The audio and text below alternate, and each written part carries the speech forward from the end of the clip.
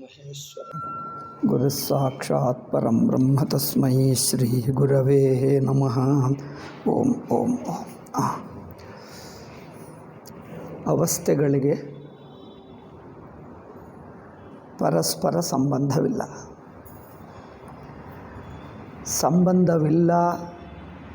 ಏಕೆ ಅಂದರೆ ಅವಸ್ಥೆಗಳನ್ನು ಅದು ಹೇಳುತ್ತಾನೆ ಬಂದಿದ್ದೀವಿ, ಮೂರೆಂದು ನೋಡೋಕ್ಕಾಗಲ್ಲ. ಅನೇಕವಿದ್ದರೆ ಸಂಬಂಧ ಹೊಂದುತ್ತದೆ, ಅನೇಕವಿದ್ದರೆ ಸಂಬಂಧ ಹೊಂದುತ್ತದೆ. ಅನೇಕ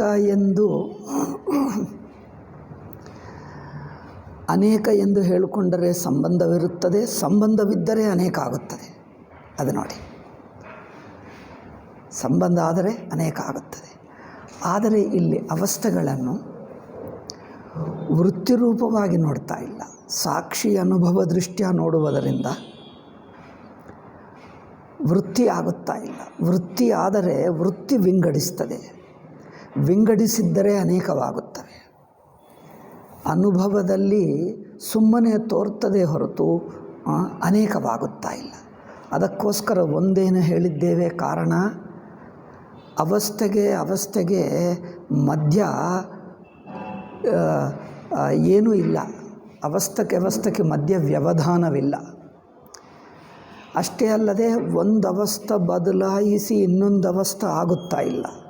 ಅಂದರೆ ಅವಸ್ಥೆಗೆ ಸಂಬಂಧ ಹೇಳಲಕ್ಕೆ ಮಧ್ಯದಲ್ಲಿ ಗ್ಯಾಪ್ ಆದರಿರಬೇಕು, ಅದೇ ಆದರೂ ಬದಲಾಯಿಸಬೇಕು. ಎರಡೂ ಹೊಂದುತ್ತಾ ಇಲ್ಲ. ಎರಡು ಇದ್ದರೆ ಅದು ಒಂದೇ ಅವಸ್ಥೆ ಆಗುತ್ತಿತ್ತು. ಆದರೆ ಅವಸ್ಥೆ ಒಂದೇ ಆಗಲ್ಲ. ಒಂದೇ ಅಂದರೆ ಅನ್ಬ್ರೋಕನ್ ಒಂದೇ ಅವಸ್ಥೆ ಆಗುತ್ತಾ ಇಲ್ಲ.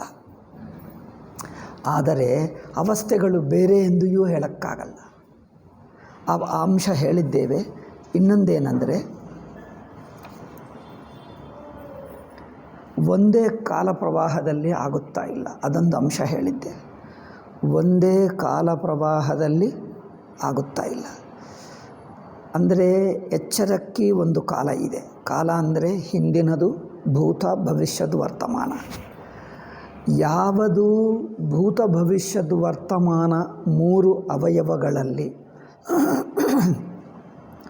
ಭೂತ, ಭವಿಷ್ಯದ, ವರ್ತಮಾನ ಎಂಬ ಮೂರು ಅವಯವಗಳಲ್ಲಿ ಒಂದು ಅವಯವ ಒಂದು ಅವಸ್ಥಕ್ಕೆ ಸೇರಿದ್ದರೆ ಮಿಕ್ಕ ಎರಡು ಅದೇ ಅವಸ್ಥೆಗೆ ಸೇರ್ತದೆ. ಅಂದರೆ ಭೂತ, ಭವಿಷ್ಯದ, ವರ್ತಮಾನ ಈ ಮೂರರಲ್ಲಿ ಒಂದು ಯಾವ ಅವಸ್ಥೆಗೆ ಸೇರುತ್ತದೋ ಮಿಕ್ಕ ಎರಡು ಅದೇ ಅವಸ್ಥೆ. ಭೂತ ಒಂದು ಅವಸ್ಥೆ, ವರ್ತಮಾನ ಇನ್ನೊಂದು ಅವಸ್ಥಕ್ಕಾಗಲ್ಲ. ವರ್ತಮಾನ ಇಲ್ಲಿ ಆದರೆ ಭವಿಷ್ಯತ್ ಇನ್ನೊಂದು ಅವಸ್ಥೆ, ಅಥವಾ ವರ್ತಮಾನ ಇಲ್ಲಿದ್ದರೆ ಭೂತ ಹಿಂದಿನ ಅವಸ್ಥೆ. ಹಾಗೆ ಭೂತ, ಭವಿಷ್ಯದ, ವರ್ತಮಾನ ಎಂಬ ಒಂದು ಕನೆಕ್ಟೆಡ್ ಪ್ರವಾಹ, ಒಂದೇ ಪ್ರವಾಹ.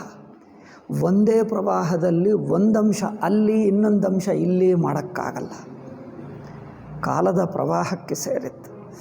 ಅದಕ್ಕೆ ಸ್ವಾಮೀಜಿ ಉದಾಹರಣೆ ಹೇಳಿದ್ದಾರಲ್ಲ, ಬೆಳಗ್ಗೆ 7 ಗಂಟೆಗೆ ಬಿರುಗಾಳಿ ಬಂದರೆ 8 ಗಂಟೆಗೆ ಮರಗಳೆಲ್ಲ ಬಿದ್ದಿವೆ ಎಂದು ಸುದ್ದಿ ಬರ್ತದೆ. ಅಂದರೆ ಮರಗಳೆಲ್ಲ ಬಿದ್ದು ಹೋಗುವುದು, ಬಿರುಗಾಳಿ ಆಗುವುದು ಅದಕ್ಕೆ ಹಿಂದೆ ಮುಂದೆ ಎಂದು ಕಾಲ ಸಂಬಂಧ ಇದೆ. ಈ ಎರಡೂ ಸೇರಿಕೊಂಡು ಒಂದೇ ಬೆಳಗಿನ ಜಾವ ಅಲ್ಲವೇ? ಅಂದರೆ ಒಂದೇ ಕಾಲಕ್ಕೆ, ಬೆಳಗಿನ ಜಾವ ಅಂದರೆ ಒಂದೇ ಭಾನುವಾರ ಅಂದರೆ ಒಂದೇ ಕಾಲ. ಅಷ್ಟೇ ಹೊರತು ಕನಸಿನಲ್ಲಿ ಬಿರುಗಾಳಿ ಬರುವುದು, ಎಚ್ಚರದಲ್ಲೆಲ್ಲ ಬಿದ್ದು ಹೋಗುವುದು ಆಗುತ್ತದೆ ಏನಪ್ಪ? ಕನಸಿನಲ್ಲಿ ಹಸಿವಾಗುವುದು, ಎಚ್ಚರದಲ್ಲಿ ಊಟ ತಿನ್ನುವುದು. ಕನಸಿನಲ್ಲಿ ನೋವಾಗುವುದು, ಎಚ್ಚರದಲ್ಲಿ ಆಪರೇಷನ್ ಮಾಡಿಸಿಕೊಳ್ಳುವುದು. ಮತ್ತೆ ಕನಸಿಗೆ ಹೋದರೆ ಕನಸಿನ ರೋಗಕ್ಕೆ ಎಚ್ಚರ ಔಷಧಿ ಆಗುತ್ತದೆ. ಕನಸಿನಲ್ಲಿರುವ ಹಸುವಿಗೆ ಎಚ್ಚರದ ಕರು ಅದರ ಸಂತಾನ ಆಗುತ್ತದೆ. ಅಂದರೆ ಅದಕ್ಕೆ ಇದಕ್ಕೆ ಕಾಲದ ಸಂಬಂಧವಾಗಲಿ ಕಾರ್ಯಕಾರಣ ಸಂಬಂಧವಾಗಲಿ ಇರೋಕ್ಕಾಗಲ್ಲ. ಏಕೆ? ಅದಕ್ಕಿದಕ್ಕೆ ಕನೆಕ್ಷನ್ ಇಲ್ಲ. ಏಕೆ ಅಂದರೆ ಅದಿರುವಾಗ ಇದಿಲ್ಲ, ಇದಿರುವಾಗ ಅದಿಲ್ಲ. ಅಂದರೆ ಎರಡನ್ನೂ ಯಾವ ತರಹ ಸಂಬಂಧವೂ ನೋಡೋಕ್ಕಾಗಲ್ಲ. ಜಾಗೃತ ಸ್ವಪ್ನಗಳನ್ನು ಯಾವ ಬಗೆಯಾಗಿ ಸಂಬದ್ಧವಾಗಿರುವಂತೆ ನೋಡೋಕ್ಕಾಗುವುದೇ ಅಲ್ಲ. ಕಾಲ ಸಂಬಂಧ, ದೇಶ ಸಂಬಂಧ, ವಸ್ತು ಸಂಬಂಧ, ಕಾರ್ಯಕಾರಣ. మరి ಏಕೆ ನೋಡೋಕ್ಕಾಗ್ತಾ ಇಲ್ಲ ಅಂದರೆ ಅದೇ ಹೇಳ್ತಾ ಇದ್ದೀವಲ್ಲ, ಸಂಬಂಧವಿಲ್ಲ.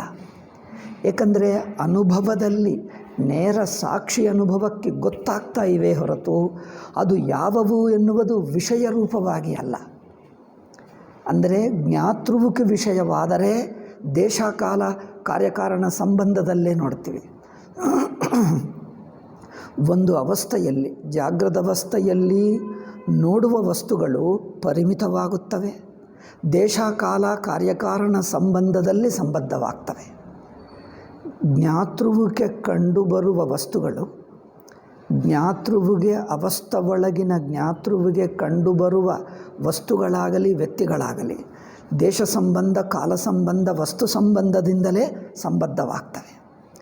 ಆದರೆ ಸಾಕ್ಷಿಯಿಂದ ನೋಡುವವನಿಗೆ ದೇಶ ಇಲ್ಲ. ಏಕೆಂದರೆ ಒಂದು ವಸ್ತುವಿಗೆ ಇನ್ನೊಂದು ವಸ್ತುವಿಗೆ ದೇಶ ಸಂಬಂಧ ಇರಬೇಕಾದರೆ ನೋಡುವವನಿಗೆ ದೇಶ ಸಂಬಂಧ ಇರಬೇಕು. ಅದೊಂದು ವಿಚಿತ್ರ ವಿಷಯ.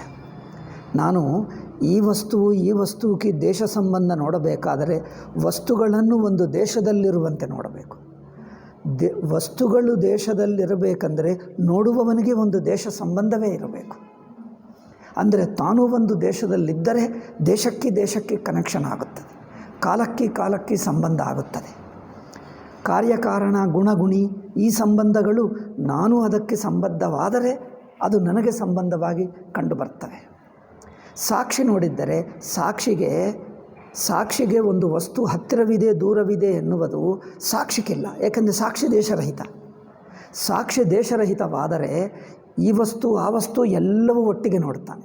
ಉದಾಹರಣೆ ನೋಡಿ, ನೀವು ಕನಸಿನಲ್ಲಿ ಒಂದು ಊರಿನಲ್ಲಿದ್ದರೆ ಇನ್ನೊಂದು ವಸ್ತು ದೂರದಲ್ಲಿದೆ ಅನಿಸುತ್ತದೆ, ಇದು ಇಲ್ಲಿ ಅದಲ್ಲಿ ಎಂದು. ನೀವು ಎಚ್ಚರಗೊಂಡಾಗ ಎರಡು ಒಟ್ಟಿಗೆ ನೆನಪಿಸಿಕೊಂಡರೆ, ನೀವು ಎಚ್ಚರಕ್ಕೆ ಬಂದಾಗ ಒಂದು ದೇಶದಲ್ಲಿದು ಇನ್ನೊಂದು ದೇಶದಲ್ಲಿ ಅದು ಅಂದರೆ ಅದು ಇದು ದೇಶ ಒಟ್ಟಿಗೆ ನೋಡ್ತಾ ಇದ್ದೀರಿ. ಏಕೆ? ಈಗ ನೋಡುವವನು ಕನಸುಕ್ಕೆ ಸಾಕ್ಷಿಯಾಗಿದ್ದಾನೆ. ಕನಸುಕ್ಕೆ ಸಾಕ್ಷಿ ಕನಸಿನ ಒಳಗೆ ದೇಶದಲ್ಲಿಲ್ಲ. ಅದಕ್ಕೋಸ್ಕರ ಅವರಿಗೆ ಅಲ್ಲೊಂದು ಇಲ್ಲೊಂದು ಎನ್ನುವುದು ಅದು ಇದು ಎಂದು ಒಟ್ಟಿಗೆ ಕಂಡು ಬರ್ತವೆ. ಈ ದೇಶ ಆ ದೇಶ ಒಟ್ಟಿಗೆ ಕಂಡು ಬರ್ತವೆ, ಈ ಕಾಲ ಆ ಕಾಲ ಒಟ್ಟಿಗೆ ಕಂಡು ಬರ್ತವೆ. ಕನಸಿನಲ್ಲಿ ಆಗಿರುವ ಭೂತ ಭವಿಷ್ಯತ್ ವರ್ತಮಾನಗಳು ಮೂರು ಒಟ್ಟಿಗೆ ನೋಡ್ತೀವಿ. ಏಕೆ? ಸಾಕ್ಷಿ ಅವ ಕಾಲದ ಒಳಗೆ ಇದ್ದರೆ, ಕಾಲಗೆ ಒಳಗೆ ಅಂದರೆ ಏನು? ಹಿಂದೆ ಮುಂದೆ ಎಂದು ಸಂಬಂಧವಾಗಿರುವಂಥ ಪ್ರಮಾತೃವಾಗಿರುತ್ತೆ. ಜ್ಞಾತೃವಿಗೆ ಹಿಂದೆ ಮುಂದೆ ಆಗುತ್ತದೆ. ಸಾಕ್ಷಿ ಹೇಗೆ ನೋಡ್ತಾನೆ? ಹಿಂದಿಂದು ಮುಂದಿಂದು ಎರಡು ಒಟ್ಟಾಗಿ ನೋಡ್ತಾನೆ. ಏಕೆಂದರೆ ಸಾಕ್ಷಿಗೆ ಪ್ರವಾಹ ಇಲ್ಲ. ಸಾಕ್ಷಿಗೆ ಕಾಲ ಪ್ರವಾಹ ಇರಬೇಕಂದರೆ ಕಾಲದ ತುಂಡುಗಳಿರಬೇಕು. ಕಾಲದ ತುಂಡು ಅಂಶ ಇದ್ದರೆ ಪ್ರವಾಹ ಆಗುತ್ತದೆ. ಅಂಶ ಇಲ್ಲದಿದ್ದರೆ ಪ್ರವಾಹ ಎಲ್ಲಿ? ಅಂಶ ಇದ್ದರೆ ಪ್ರವಾಹ. ಕಾಲದ ಅಂಶ, ದೇಶದ ಅವಯವ ನೋಡ್ತಾ ಇಲ್ಲ. ದೇಶದ ಅವಯವ ಅಂದರೆ ಇಲ್ಲಿ ಅಲ್ಲಿ ಎಂದು ನೋಡಿದ್ದರೆ ಅದು ದೇಶದ ಅವಯವ ಆಗುತ್ತದೆ. ಇಲ್ಲಿ ಅಲ್ಲಿ ಎಲ್ಲವೂ ಸೇರಿಸಿ ಒಂದೇ ನೋಡಿದ್ದರೆ ಆ ನೋಡುವವನು ದೇಶದಲ್ಲಿಲ್ಲ, ಒಂದು ಅವಯವದಲ್ಲಿಲ್ಲ, ಎಲ್ಲ ಒಟ್ಟಾಗಿ ತೋರ್ತದೆ. ಕಾಲವೂ ಅಷ್ಟೇ. ಕಾಲದ ಅವಯವ ಇಟ್ಕೊಂಡರೆ ಅವಯವದಲ್ಲಿ ನೋಡಿಸಿ ಇದೊಂದು, ಇದು ನಂತರ ಇದು ನಂತರ ಇದು, ಒಂದು ನಂತರ ಇನ್ನೊಂದು ನೋಡಬೇಕಾದರೆ ಹಿಂದೆ ಮುಂದೆ ಭಾವ ಯಾರಿಗಿರುತ್ತದೆ? ಜ್ಞಾತೃವಿಗಿರುತ್ತದೆ. ಏಕೆಂದರೆ ಜ್ಞಾತೃವು ಒಂದು ದೇಹ ಇಂದ್ರಿಯ ಮನಸ್ಸುಗಳಿಟ್ಕೊಳ್ತಾನೆ. ಜ್ಞಾತೃವು ಇಂದ್ರಿಯ ಮನಸ್ಸುಗಳಿಂದಲೇ ನೋಡ್ತಾನೆ. ಆದರೆ ಹೇಗೆ ನೋಡ್ತಾನೆ? ದೇಹ ಮೂಲಕ. ಇಂದ್ರಿಯಗಳು ದೇಹವಿಲ್ಲದೆ ಕೆಲಸ ಮಾಡಲ್ಲ. ಇಂದ್ರಿಯಗಳು ದೇಹವಿಲ್ಲದೆ ಕೆಲಸ ಮಾಡಲ್ಲ. ಪ್ರಾಣ ಬಿಡುವ ಸಮಯಕ್ಕೆ ಇಂದ್ರಿಯಗಳು ಕೆಲಸ ಮಾಡಲ್ಲ. ಏಕೆ? ದೇಹ ಜಾರಿ ಹೋಗುತ್ತದೆ. ದೇಹ ಜಾರಿ ಹೋದರೆ ಇಂದ್ರಿಯಗಳು ಕೆಲಸ ಮಾಡಲ್ಲ. ಮನಸ್ಸು ಗೊತ್ತಾಗ್ತದೆ, ಬಟ್ ಇಂದ್ರಿಯಗಳು ಕೆಲಸ ಮಾಡಲ್ಲ. ಇಂದ್ರಿಯಗಳು ದೇಹದಲ್ಲಿ ಇದ್ದುಕೊಂಡೇ ಕೆಲಸ ಮಾಡ್ತವೆ. ದೇಹಕ್ಕೆ ಒಂದು ಸ್ಥಾನ ಇದೆ, ಒಂದು ಜಾಗ ಇಟ್ಕೊಂಡೇ ಜ್ಞಾತೃ ಆಗ್ತಾನೆ, ಅದು ನೋಡ್ತಾನೆ ಅವನು. ಆದ್ದರಿಂದ ನಾನು ಇಲ್ಲಿ ಇದ್ದರೆ ಅದು ಅಲ್ಲಿ ಎದುರಾಗಿದೆ ಎಂದನಿಸುತ್ತದೆ. ನಾನು ದೇಹವಿಲ್ಲ ಅಂದರೆ ವಸ್ತುಗಳು ಎದುರಾಗಿರುತ್ತದ, ಹಿಂದೆ ಇರುತ್ತದ, ಲೆಫ್ಟ್ ಕಾ ರೈಟ್ ಕಾ ವ್ಯತ್ಯಾಸ ಗೊತ್ತಾಗಲ್ಲ, ಎಲ್ಲವೂ ಒಟ್ಟಾಗಿ ತೋರ್ತದೆ. ಆದ್ದರಿಂದ ಸಾಕ್ಷಿಗೆ ನೋಡುವ ಅವಸ್ಥೆಗಳ ಒಳಗೆ ಒಳಗಿನ ಪದಾರ್ಥಗಳ ದೇಶ ಸಂಬಂಧ ಕಂಡು ಬರಲ್ಲ, ಒಟ್ಟವಸ್ಥೆ ನೋಡಿಬಿಡ್ತದೆ. ಕಾಲದ ಅವಯವಗಳು ಹಿಂದೆ ಮುಂದೆ ನೋಡಲ್ಲ, ಒಟ್ಟವಸ್ಥೆ ನೋಡಿಬಿಡ್ತದೆ. ಒಟ್ಟವಸ್ಥೆ ನೋಡಿಬಿಟ್ಟರೆ ಜಾಗೃತ ಸ್ವಪ್ನಗಳಿಗೆ ಎರಡು ಅವಸ್ಥೆಗಳು ಒಟ್ಟವಸ್ಥೆಗಳಾದರೆ ಆ ಎರಡು ಅವಸ್ಥೆಗಳಿಗೆ ಮತ್ತೆ ಕಾಲ ಇಲ್ಲ.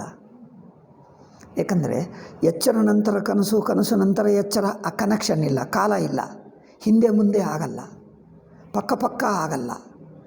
ಜಾಗೃತ ಸ್ವಪ್ನಗಳು ಪಕ್ಕದಲ್ಲಿವೆ ಎಂದಾಗಲ್ಲ, ಏಕೆಂದರೆ ಎರಡಕ್ಕೆ ಆಧಾರವಾಗಿರುವ ದೇಶವಿಲ್ಲ, ಎರಡಕ್ಕೆ ಆಧಾರವಾಗಿರುವ ಕಾಲವಿಲ್ಲ, ಆಧಾರವಾಗಿರುವ ದೇಶ ಇಲ್ಲ, ಆಧಾರವಾಗಿರುವ ಕಾಲ ಇಲ್ಲ. ಆದ್ದರಿಂದ ಆ ಎರಡು ಹೇಗೆ ಕಂಡು ಬರ್ತವೆ ಅಂದರೆ ತೋರ್ತವೆ ಹೊರತು ನೋಡುವವನಿಗೆ ಎಲ್ಲಿವೆ, ನೋಡುವವನಿಗೆ ಹೇಗೆ ಕಂಡು ಬರ್ತವೆ, ಹತ್ತಿರವಾ ದೂರವಾ ಹಿಂದೆನಾ ಮುಂದೆನಾ, ಅರಿವಿಗೂ ತೋರ್ತವೆ ಹೊರತು ಅರಿವಿಗೆ ರಿಲೇಷನ್ ಹೇಳೋಕ್ಕಾಗಲ್ಲ. ಅರಿವಿಗೆ ತೋರ್ತವೆ ಹೊರತು ಆ ತೋರಿಕೆಯಲ್ಲಿ ಯಾವ ಬಗೆ ಕನೆಕ್ಷನ್ ಹೇಳೋಕ್ಕಾಗಲ್ಲ. ಕನೆಕ್ಷನ್ ಹೇಳಬೇಕಾದರೆ ಮನಸ್ಸು ಬೇಕು. ಮನಸ್ಸಂದರೆ ದೇಶಕಾಲ ಅಂದರೆ ಜ್ಞಾತೃದೃಷ್ಟಿ ಬೇಕು, ಅವಸ್ಥೆ ಒಳಗಿನ ಜ್ಞಾತೃದೃಷ್ಟಿ. ಒಂದಾನೊಂದು ಅವಸ್ಥೆ ಒಳಗಿನ ಜ್ಞಾತೃದೃಷ್ಟಿಯನ್ನು ಜ್ಞಾತೃದೃಷ್ಟಿ ಇಟ್ಟುಕೊಳ್ಳುವುದರಿಂದ ದೇಶಕಾಲ ಇಟ್ಟುಕೊಂಡು ನೋಡುವವನು ಒಂದು ಅವಸ್ಥೆಗೆ ಸೇರಿದವನೇ ಹೊರತು ಎರಡು ಅವಸ್ಥೆಗಳನ್ನು ನೋಡುವ ಸಾಕ್ಷಿ ಆಗುವುದಿಲ್ಲ. ಅವನು ಜ್ಞಾತೃ ಸಾಕ್ಷಿ ಅಲ್ಲ. ಸಾಕ್ಷಿ ದೇಶಕಾಲ ಸಂಬಂಧದಿಂದ ನೋಡಲ್ಲ, ದೇಶಕಾಲದಿಂದ ಸಂಬಂಧದಿಂದ ನೋಡುವವನು ಸಾಕ್ಷಿ ಆಗಲ್ಲ. ಅಂದರೆ ಅವನಿಗೆ ಮೂರು ಅವಸ್ಥೆಗಳು ಕಂಡು ಬರಲ್ಲ, ಜ್ಞಾತೃವಿಗೆ ಮೂರು ಅವಸ್ಥೆಗಳು ಕಂಡು ಬರಲ್ಲ.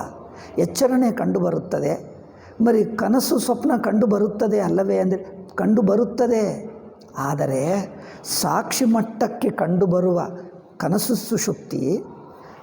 ಸುಷುಪ್ತಿ ಎಂಬ ಇದು ತುಂಬ ಚೆನ್ನಾಗಿದೆ, ನೋಡಿದೆ ಗಮನಿಸಿ. ಕನಸು ಸಾಕ್ಷಿ ಮಟ್ಟಕ್ಕೆ ಜಾಗೃತ ಸ್ವಪ್ನ ಎರಡು ಒಟ್ಟಿಗೆ ನೋಡ್ತದೆ ಸಾಕ್ಷಿ. ಆ ಸಾಕ್ಷಿ ಮಟ್ಟಕ್ಕೆ ತೋರುವ ಅವಸ್ಥೆಗಳನ್ನು ಜಾಗೃತ ಜ್ಞಾತೃ ನೋಡಿ ಕನಸನ್ನು ಭೂತಕಾಲ ಎಂದು ಹೇಳಿಬಿಡ್ತಾನೆ.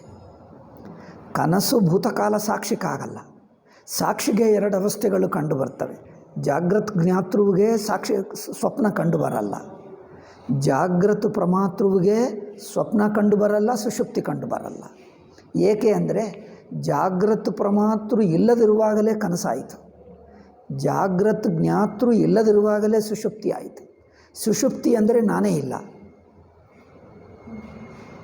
ಕನಸು ಅಂದರೆ ಈ ಜಾಗೃತ ವ್ಯಕ್ತಿಯೇ ಇಲ್ಲ. ಆದರೂ ಗೊತ್ತಾಗ್ತಾ ಇವೆ ಹೇಗೆ? ಇದು ಸೂಕ್ಷ್ಮ ಪ್ರಶ್ನೆ. ಇದು ನನಗೆ ದೊಡ್ಡ ಪ್ರಶ್ನೆ ಇತ್ತು, ತುಂಬ ದಿವಸ ನನಗೆ ಅರ್ಥವೇ ಆಗಲಿಲ್ಲ. ಯಾರೋ ಕೇಳಿದ್ದಾರೆ, ಅವರಿಗೆ ಹೇಳಿದೆ, ಅವ್ರಿಗೆ ಅರ್ಥವೇ ಆಗ್ತಾಯಿಲ್ಲ. ಇದು ನೋಡಿ, ಇದು ಎಷ್ಟು ಒಳ್ಳೆಯ ಚೆನ್ನಾಗಿದೆ.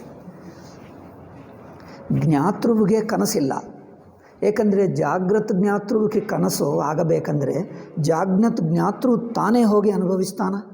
ಇಲ್ಲ, ಜಾಗೃತ ಜ್ಞಾತೃ ಅಳಿಸಿ ಹೋಗುತ್ತದೆ. ಜಾಗೃತ ಜ್ಞಾತೃ ಅಳಿಸಿ ಹೋದಾಗ ನೋಡಿದ್ದರೆ ಅದು ಸಾಕ್ಷಿಗೆ ಗೊತ್ತಾಗ್ತದೆ. ಸುಷುಪ್ತಿ ಸಾಕ್ಷಿಗೆ, ಸುಷುಪ್ತಿಯನ್ನು ಅವಸ್ಥೆಯಾಗಿ ನೋಡಿದ್ದರೆ ಸಾಕ್ಷಿಗೆ ಗೊತ್ತಾಗ್ತದೆ. ಕನಸು ಸಾಕ್ಷಿಗೆ, ಒಟ್ಟು ಎಚ್ಚರ, ಒಟ್ಟು ಕನಸು, ಒಟ್ಟು ಸುಷುಪ್ತಿ, ಈ ಮೂರು ಸಾಕ್ಷಿಗೆ ಗೊತ್ತಾಗ್ತದೆ. ಸಾಕ್ಷಿಗೆ ಗೊತ್ತಾಗುವುದನ್ನು ಜಾಗೃತ ಪ್ರಮಾತೃ ಜಾಗೃತ ಜ್ಞಾತೃ ನೋಡಿ ಅದು ಏನು ಹೇಳ್ತಾನೆ, ಅದು ಹಿಂದಿಂದು ಎಂದು ಹೇಳಿಬಿಡ್ತಾನೆ. ಹಿಂದಿಂದು ಹೇಗಾಗ್ತದಪ್ಪ? ಜಾಗೃತ ಜ್ಞಾತೃವಿಗೆ ಹಿಂದಿನದು ಅಂದರೆ ಭೂತಕಾಲದ್ದು. ಭೂತಕಾಲ ಅಂದರೆ ಎರಡಿದೆ. ಜಾಗೃತ ಜ್ಞಾತೃವಿಗೆ ಭೂತಕಾಲ ಅಂದರೆ ಜಾಗೃತ ಅವಸ್ಥೆಯ ಒಳಗಿನ ಭೂತಕಾಲ ಆಗುತ್ತೆ. మరి ಕನಸು ಜಾಗೃತ ಅವಸ್ಥೆ ಒಳಗೆ ಆಗಲಿಲ್ಲವೇ? ಭೂತಕಾಲವಾಗಿ ಯಾರು ನೋಡಿದ? ಜಾಗೃತ ಜ್ಞಾತೃ ನೋಡಿದನ? ಜಾಗೃತ ಜ್ಞಾತೃ ಸ್ವಪ್ನವನ್ನು ಭೂತಕಾಲವಾಗಿ ನೋಡಲಿಲ್ಲ. ತಾನೇ ಇಲ್ಲದಿರುವಾಗ ಆಗಿರುವ ಸ್ವಪ್ನ ಸಾಕ್ಷಿದು, ನನ್ನದಲ್ಲ. మరి ಆ ಸಾಕ್ಷಿ ಆಗಿರುವ ಅವಸ್ಥೆಯನ್ನು ಜ್ಞಾತೃ ಏನು ಮಾಡ್ತಾನೆ? ಜಾಗೃತ ಜ್ಞಾತೃ ತಾನು ತನ್ನ ಮೇಲೆ ಅಧ್ಯಾರೋಪ ಮಾಡಿಕೊಂಡು ತನ್ನ ಭೂತಕಾಲ ಎಂದು ಹೇಳ್ತಾರೆ. ಅಲ್ಲಿ ಅಧ್ಯಾಸ ನಡೆಯುತ್ತಾ ಇದೆ, ದೊಡ್ಡ ಅಧ್ಯಾಸ, ಭಯಂಕರ ಅಧ್ಯಾಸ. ಜಾಗೃತ ಜ್ಞಾತೃವೇ ನಾನೇ ಮೂರು ಅವಸ್ಥೆಗಳನ್ನು ನೋಡ್ತಾ ಇದ್ದೀನಿ ಎಂದು ತಿಳ್ಕೊಳ್ತಾನೆ. ಜಾಗೃತ ವ್ಯಕ್ತಿಗೆ ಮೂರು ಅವಸ್ಥೆಗಳು ಹೇಗಾಗ್ತವೆ?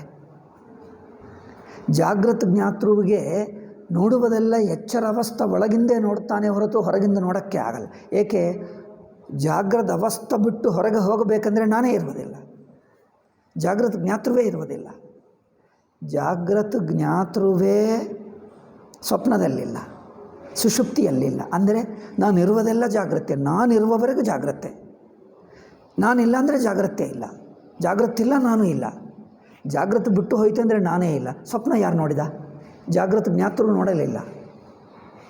ಸಾಕ್ಷಿಕೆ ಅನುಭವಕ್ಕೆ, ಸಾಕ್ಷಿ ಅನುಭವಕ್ಕೆ ಗೊತ್ತಾಗಿರುವ ಸ್ವಪ್ನ ಅಂದರೆ ಜಾಗೃತ ಅವಸ್ಥೆಗೆ ಹೊರಗೆ ಇದೆ, ಅಂದರೆ ಜಾಗೃತ ಜ್ಞಾತೃವನ್ನು ದಾಟಿದೆ. ಸುಷುಪ್ತಿಯಲ್ಲಿದೆ, ಮೊದಲು ಸುಷುಪ್ತಿ ನೋಡಿಕೊಂಡೆ ನಂತರ ಸ್ವಪ್ನ ಅರ್ಥವಾಗ್ತದೆ. ಸುಷುಪ್ತಿ ಹೇಗಿದೆ? ಜಾಗೃತ ಜ್ಞಾತೃ ಅನುಭವಿಸಿದ್ದನ, ಜಾಗೃತ ಜ್ಞಾತೃ ಅನುಭವಿಸಿದ್ದನ. ಜಾಗೃತ ಜ್ಞಾತೃವೇ ಇಲ್ಲ, ಜಾಗೃತ ಅವಸ್ಥೆನೇ ಇಲ್ಲ. మరి ಇವನೇನು ಹೇಳ್ತಾನೆ?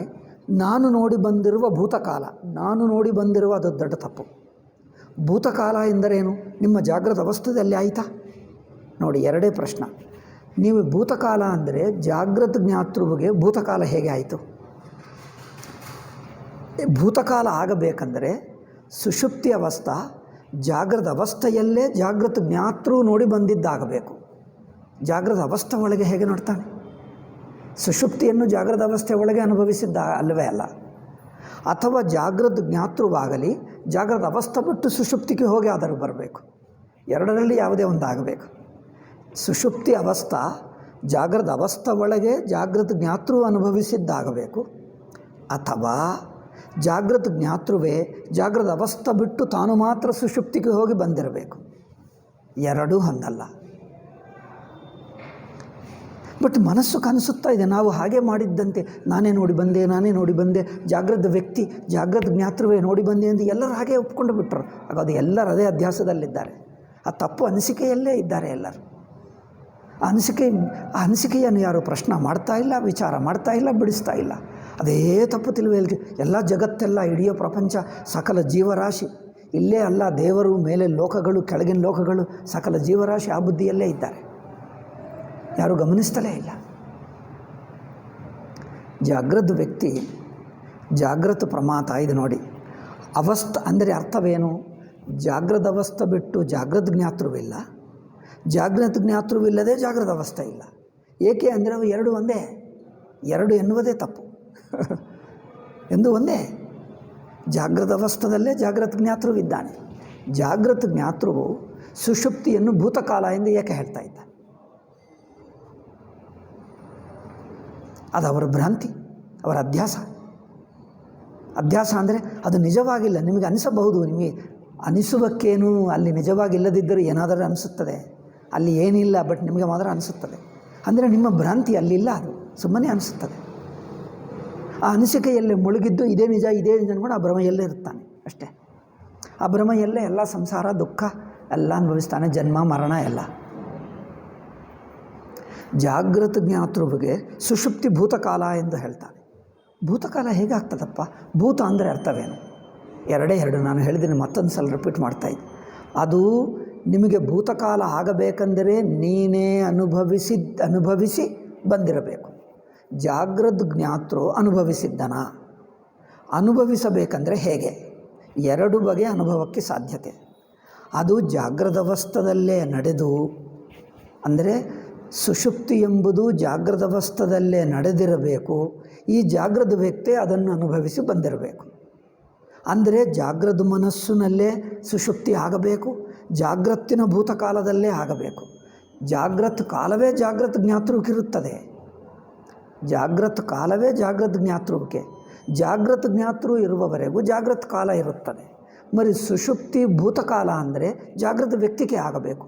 మరి ಜಾಗೃತ ವ್ಯಕ್ತಿಗೆ ಅಂದರೆ ಜಾಗೃತ ಕಾಲದಲ್ಲೇ. మరి ಕಾಲಬುದ್ಧಿ ಇರುವಾಗ ಸುಷುಪ್ತಿ ಅನುಭವ ಹೇಗಾಗುತ್ತದೆ? ಜಾಗೃತ ವ್ಯಕ್ತಿ ಇರುವವರೆಗೂ ಭೂತಾವರ್ತಮಾನ ಎಂದು ಕಾಲಬುದ್ಧಿ ಇರುತ್ತದೆ. ಜಾಗೃತ ವ್ಯಕ್ತಿ ಇರುವವರೆಗೂ ಕಾಲಬುದ್ಧಿ ಇರುತ್ತದೆ. ಕಾಲಬುದ್ಧಿ ಇರುವವರೆಗೂ ಜಾಗೃತ ವ್ಯಕ್ತಿ. ಜಾಗೃತ ವ್ಯಕ್ತಿ ಜಾಗೃತ ಕಾಲ ಎರಡೂ ಒಂದೇ. ಮರವರು ಸುಷುಪ್ತಿ ಹೇಗೆ ಅನುಭವಿಸ್ತಾನೆ? ಸುಷುಪ್ತಿ ಅಂದರೆ ಕಾಲರಹಿತ. ಕಾಲರಹಿತವನ್ನು ಕಾಲರೂಪ ಜ್ಞಾತೃ ಹೇಗೆ ಅನುಭವಿಸ್ತಾನೆ? ಇದು ಅಧ್ಯಾಸ, ಹೊಂದುತ್ತಾ ಇಲ್ಲ. ಬಟ್ ಮನಸ್ಸು ಒಂದೇ ಒಂದು ಒಪ್ಕೊಂಡು ಬಿಟ್ಟಿದೆ. ಏಕೆ ಅಂದರೆ ಅನಿಸುತ್ತದೆ.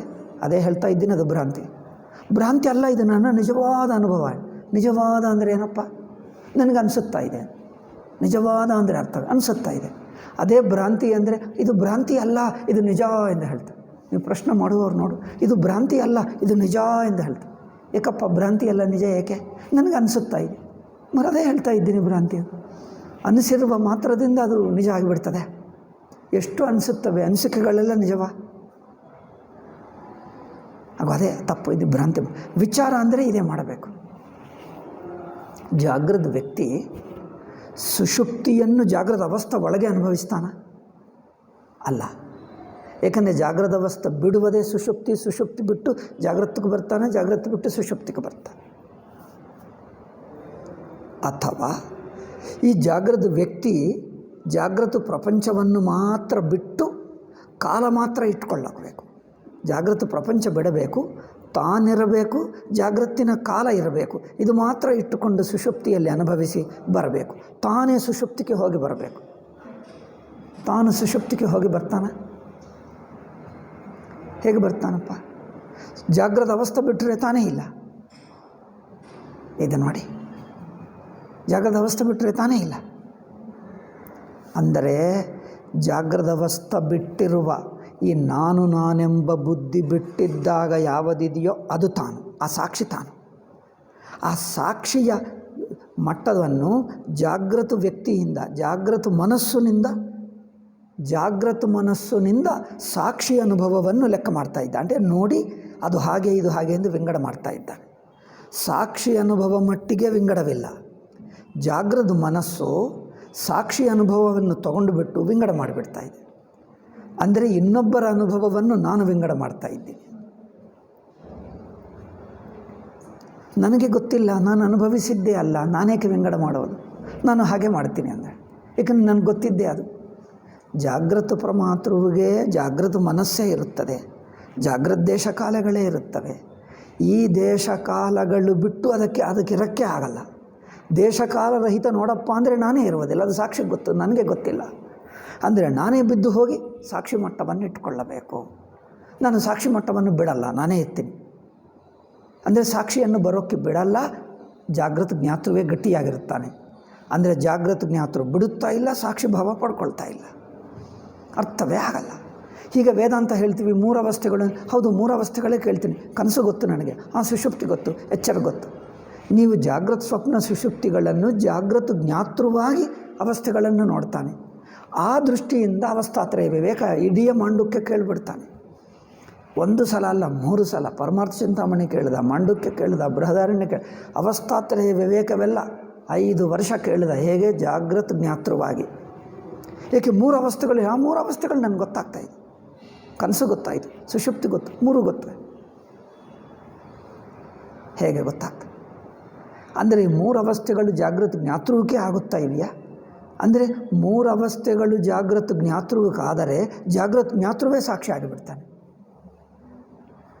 ಜಾಗೃತ ಜ್ಞಾತೃ ಸಾಕ್ಷ್ಯ ಅಥವಾ ಜಾಗೃತ ಜ್ಞಾತೃವನ್ನೇ ಬಿಡಿಸಿರುವಾಗ ಸ್ವಪ್ನ. ಈಗ ಜಾಗೃತ ಇಲ್ಲ, ಸ್ವಪ್ನ ಇಲ್ಲ, ಎರಡೂ ಇಲ್ಲದ ಸುಷುಪ್ತಿ. ಇದು ನೇರಾಗಿ ಸಾಕ್ಷಿಗೆ ಗೊತ್ತಾಗಬೇಕೇ ಹೊರತು ಜಾಗೃತ ಜ್ಞಾತೃಕ್ಕೆ ಗೊತ್ತೇ ಆಗಲ್ಲ. ಅದರಿಂದ ಜಾಗೃತ ಜ್ಞಾತೃ ಮಾತಾಡಬಾರದು ಅಂದರೆ ಅರ್ಥವೇನು? ಜಾಗೃತ ಅಂತಃಕರಣ ಬಿಟ್ಟು ಹೋಗಬೇಕು, ಅದು ಮಾತಾಡಬಾರದು. ಜಾಗೃತ ಅಂತಃಕರಣ, ಜಾಗೃತಿನ ದೇಶಬುದ್ಧಿ, ಜಾಗೃತಿನ ಕಾಲಬುದ್ಧಿ, ಜಾಗೃತಿನ ಕಾರ್ಯಕಾರಣ ಸಂಬಂಧ ಬುದ್ಧಿ. ಯಾವ ಸಂಬಂಧ ಬುದ್ಧಿ ತಂದರೂ ನೀವು ಜಾಗೃತ ಮನಸ್ಸೇ ಬಂದಿದೆ. ಸಂಬಂಧ ಬುದ್ಧಿ ಬಿಡಬೇಕು, ಜಾಗೃತ ಮನಸ್ಸೇ ಬಿಡಬೇಕು, ಜಾಗೃತ ವ್ಯಕ್ತಿತ್ವವೇ ಬಿಟ್ಟು ನೋಡು. ಅದಕ್ಕೋಸ್ಕರ ಮತ್ತೆ ಸುಷುಪ್ತಿ ಎಂದು ಮತ್ತೆ ಸುಷುಪ್ತಿ ಹೇಳ್ತೀವಿ. ಏಕೆ? ರಮಣ ಮಹರ್ಷಿ ಅದೇ ಹೇಳುತ್ತಿದ್ದ.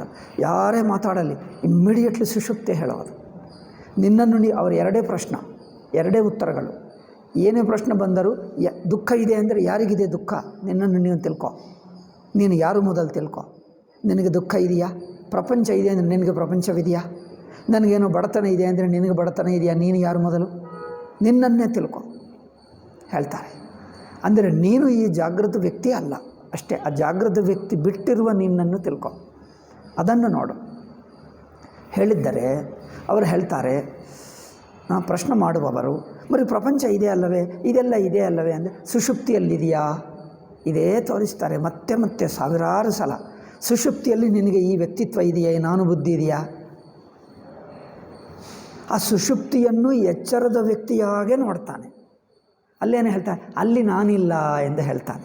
ಏನಪ್ಪ, ಆ ರೂಮ್ನಲ್ಲಿ ನೀನಿದ್ದೀಯಾ ನೋಡ್ಕೊಂಡು ಬಾ.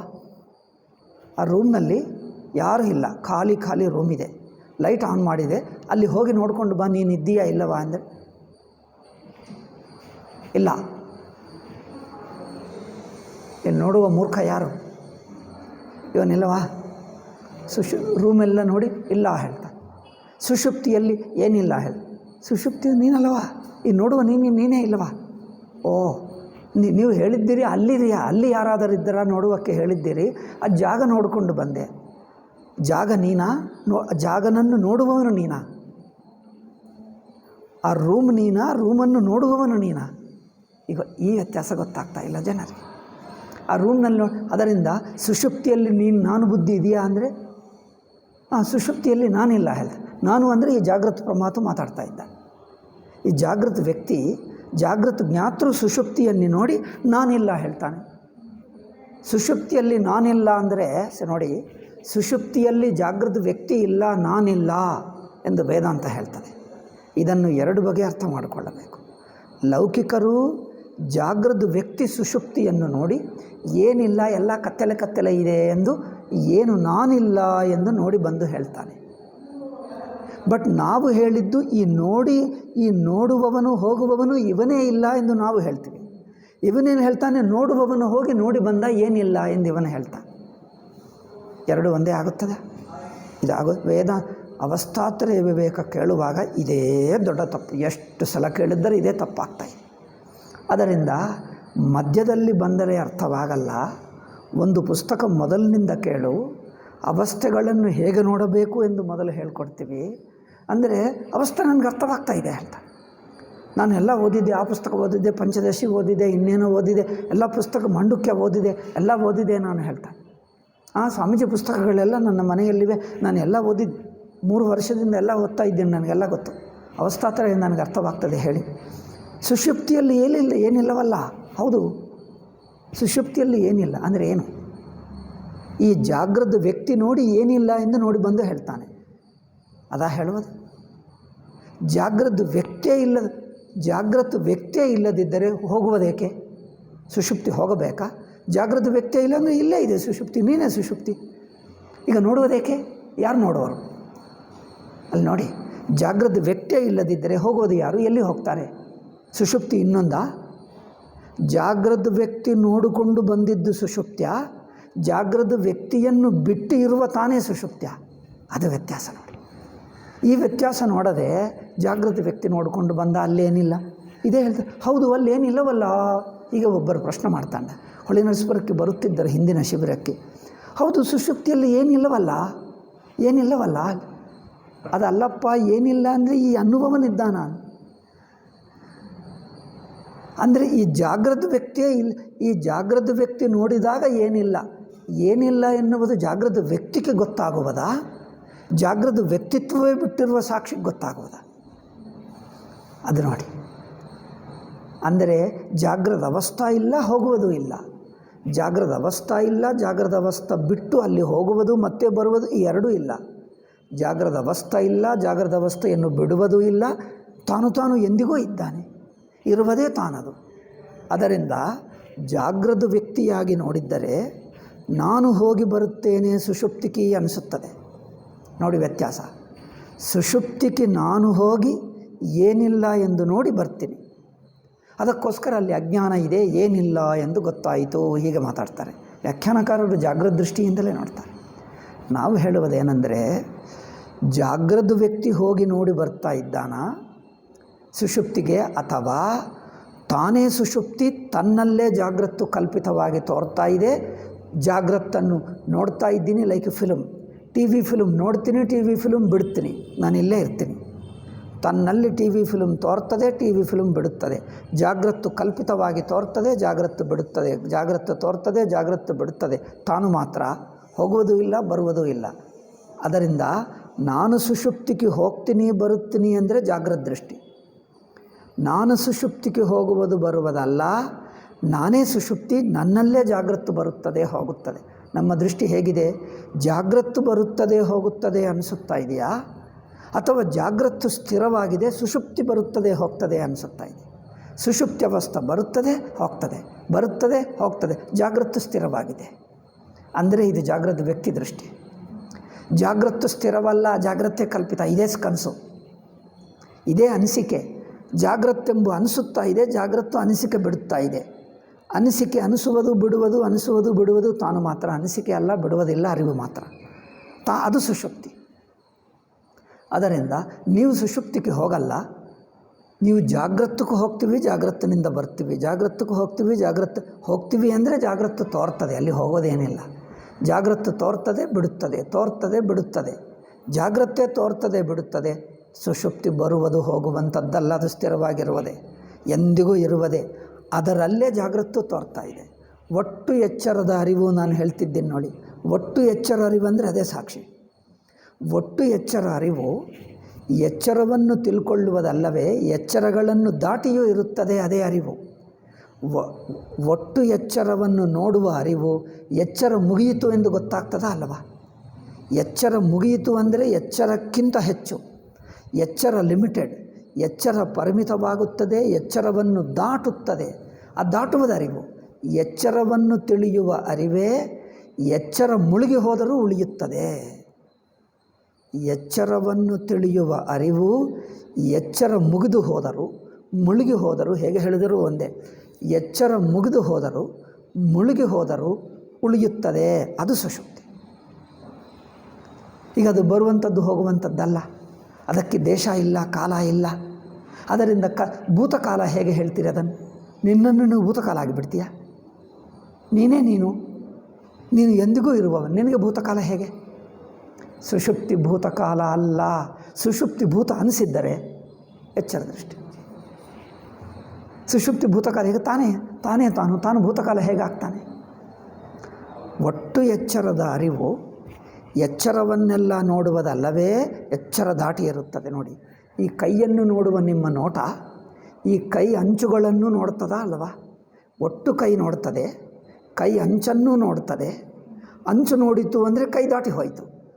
ಕೈ ದಾಟಿ ಹೋಯಿತು ಅಂದರೆ ಕೈ ಮುಳುಗಿ ಹೋಯಿತು. ನೋಟ ಮಾತ್ರ ಹಾಗೇ ಇದೆ, ನೋಟ ಮುಳುಗಲಿಲ್ಲ, ಕೈ ಮುಳುಗಿ ಹೋಯಿತು. ಏಕೆಂದರೆ ನೋಟದಲ್ಲಿ ಕೈ ಮುಗಿದು ಹೋಯಿತು. ನೋಟ ಹಾಗೇ ಇದ್ದಿದೆ. ನೋಟ ಹಾಗೇ ಇದ್ದು ಬಿಟ್ಟಿದೆ ಅಂದರೆ ಕೈ ನೋಡುವಾಗ ನೋಟ ಇದೆ, ಕೈ ಮುಳುಗಿ ಹೋದರೂ ನೋಟ ಇದೆ. ನೋಟ ಕೈಗಿಂತ ಹೆಚ್ಚು ವ್ಯಾಪಕವಾಗಿದೆ. ಕೈ ತೋರ್ತದೆ ಮುಳುಗುತ್ತದೆ, ಕೈ ತೋರ್ತದೆ ನೋಟ ಮಾತ್ರ ಹಾಗೇ ಇರ್ತದೆ. ಆಗ ಹಾಗೆ ಈ ಉದಾಹರಣೆ ನೋಡಿ ಎಷ್ಟು ಚೆನ್ನಾಗಿದೆ. ಅದೇ ಉದಾಹರಣೆ ಹಾಗೆ ಎಚ್ಚರ ಅರಿವೇ. ಒಟ್ಟು ಎಚ್ಚರವನ್ನು ನೋಡಿದಾಗ ಅಂಚುಗಳು, ಎಚ್ಚರದ ಅಂಚುಗಳು ಕಂಡು ಬರುತ್ತವೆ. All 4 side. ಎಚ್ಚರಕ್ಕೆ 4 ಸೈಡು. ಎಚ್ಚರದ 4 ಸೈಡು ಅಂಚು ಕಂಡು ಬರುತ್ತಾ ಇದೆ ಅಂದರೆ ಅರ್ಥವೇನು? ಜ್ಞಾತೃತ್ವವು ಮುಳುಗಿ ಹೋಗ್ತಾ ಇದೆ. ನಾನು ಜ್ಞಾತೃತ್ವ ಬಿಟ್ಟು ಸಾಕ್ಷಿ ಆಗ್ತಾ ಇದ್ದೀನಿ. ಜ್ಞಾತೃತ್ವ ಬಿಟ್ಟು ಅಂದರೆ ಇಂದ್ರಿಯಗಳನ್ನು ಬಿಟ್ಟು. ಒಟ್ಟು ಅವಸ್ಥೆ ನೋಡುವುದಂದರೆ, ಅವಸ್ಥೆಯ ಅಂಚುಗಳು ಕಂಡು ಬರುವುದಂದರೆ ಜ್ಞಾತೃವಿಗೆ ಕಂಡು ಬರಲ್ಲ. ಏಕೆ? ಜ್ಞಾತೃವಿಗೆ ಅವಸ್ಥೆ ಒಳಗಿನ ಒಂದೊಂದು ವಸ್ತು ಕಂಡು ಬರ್ತದೆ, ಅಂಚು ಕಂಡು ಬರಲ್ಲ. ಜ್ಞಾತೃವಿಗೆ ಅವಸ್ಥೆ ಒಳಗಿನ ಒಂದೊಂದು ವಸ್ತು ಕಂಡು ಬರುತ್ತದೆ. ದೇಶದ ಒಳಗೆ, ಕಾಲದ ಒಳಗೆ ಕಂಡು ಬರ್ತಾನೆ. ಅಂದರೆ ಇಂದ್ರಿಯಗಳು ಇಟ್ಕೊಂಡೇ ನೋಡ್ತಾನೆ. ಒಂದೊಂದು ವಸ್ತು ಕಂಡು ಬರುತ್ತದೆ, ಅವಸ್ಥೆಯ ಅಂಚು ಕಂಡು ಬರಲ್ಲ ಅಂದರೆ ಅದು ಇಂದ್ರಿಯಗಳೇ ಇದ್ದಾನೆ. ಅಂಚು ಕಂಡು ಬರುವುದಂದರೆ ಇಂದ್ರಿಯನ ಬಿಟ್ಟು ಬಿಡ. ಏಕೆಂದರೆ ನೀವು ಇಂದ್ರಿಯಗಳಿರುವವರೆಗೂ ಅವಸ್ಥೆ ಅಂಚು ಕಂಡು ಬರಲ್ಲ, ಅವಸ್ಥೆ ಮುಗಿದು ಹೋಗುವುದು ಕಂಡು ಬರಲ್ಲ. ಅರಿವಿಗೆ ಅವಸ್ಥೆ ಅಂಚು ಕಂಡು ಬರುತ್ತಾ ಇದೆ. ಅಂದರೆ ಅವಸ್ಥೆ ಅಂಚು ಅಂದರೆ ದೇಶಕಾಲದ ಅಂಚು. ದೇಶದ ಅಂಚು ಅಂದರೆ ಇಲ್ಲಿ ಅಲ್ಲಿ ಎನ್ನುವುದು ಯಾವ ದೇಶ ಇಲ್ಲ, ಹಿಂದೆ ಮುಂದೆ ಎನ್ನುವುದು ಯಾವ ಕಾಲ ಇಲ್ಲ. ದೇಶದ ಅಂಚು, ಅವಸ್ಥೆ ಅಂಚುಗಳು ಅಂದರೆ ಅವಸ್ಥೆದ ಹೆಜ್ಜೆ ಕಂಡು ಬರುತ್ತಾ ಇದೆ ಅಂದರೆ ಅವಸ್ಥೆ ಮುಗಿದು ಹೋಗ್ತಾ ಇದೆ. ಅಂಚು ಎನ್ನುವುದು ಸುಮ್ಮನೆ ಅದು ಹೇಳುವ ಪ್ರಕ್ರಿಯೆ. ಅವಸ್ಥೆ ಅಂಚು ಅಂದರೆ ಮುಗಿದು ಹೋಗುವುದೆಂದು ಅರ್ಥ. ಅವಸ್ಥೆ ಮುಗಿದು ಹೋಗುವುದು ಅಂದರೆ ದೇಶ ಮುಗಿದು ಹೋಗ್ತಾ ಇದೆ, ಕಾಲ ಮುಗಿದು ಹೋಗ್ತಾ ಇದೆ. ಅಂದರೆ ಅರ್ಥವೇನು? ದೇಶ ಒಂದೊಂದು ವಸ್ತುಗಳು ಕಂಡು ಬರುತ್ತಾ ಇಲ್ಲ. ಒಟ್ಟವಸ್ಥೆ ಅಂದರೆ ಇಂದ್ರಿಯಗಳು ಹೋಯಿತು. ಒಟ್ಟವಸ್ಥೆ ಅಂದರೆ ಇಂದ್ರಿಯಗಳು ಬಿಟ್ಟೆ. ಅವಸ್ಥೆಗಳ ಅಂಚು ಅವಸ್ಥೆಗಳು ಮುಗಿಯುತ್ತಾ ಇದೆ, ಅಂಚು ನೋಡುತ್ತಾ ಇದ್ದೀನಿ ಅಂದರೆ ದೇಶ ಕಾಲ ಬಿಟ್ಟೆ, ಅಂತಃಕರಣ ಬಿಟ್ಟೆ. ಆಗುತ್ತದ ಅಲ್ಲವ? ಅವಸ್ಥ ಒಳಗಿನ ಒಂದೊಂದು ಪದಾರ್ಥಗಳು ಅಂದರೆ ಇಂದ್ರಿಯಗಳು, ಒಟ್ಟು ಅವಸ್ಥಾ ಅಂದರೆ ಇಂದ್ರಿಯಗಳು ಹೋಯಿತು. ಈಗ ಅವಸ್ಥೆಯ ಅಂಚುಗಳು, ಅವಸ್ಥೆ ಮುಗಿದು ಹೋಗುವುದಾಗಲಿ ಮುಳುಗಿ ಹೋಗುವುದಾಗಲಿ, ಹೇಗಾದರೂ ಅವಸ್ಥೆ ಅಂಚುಗಳು ನೋಡ್ತಾ ಇದ್ದೀನಿ.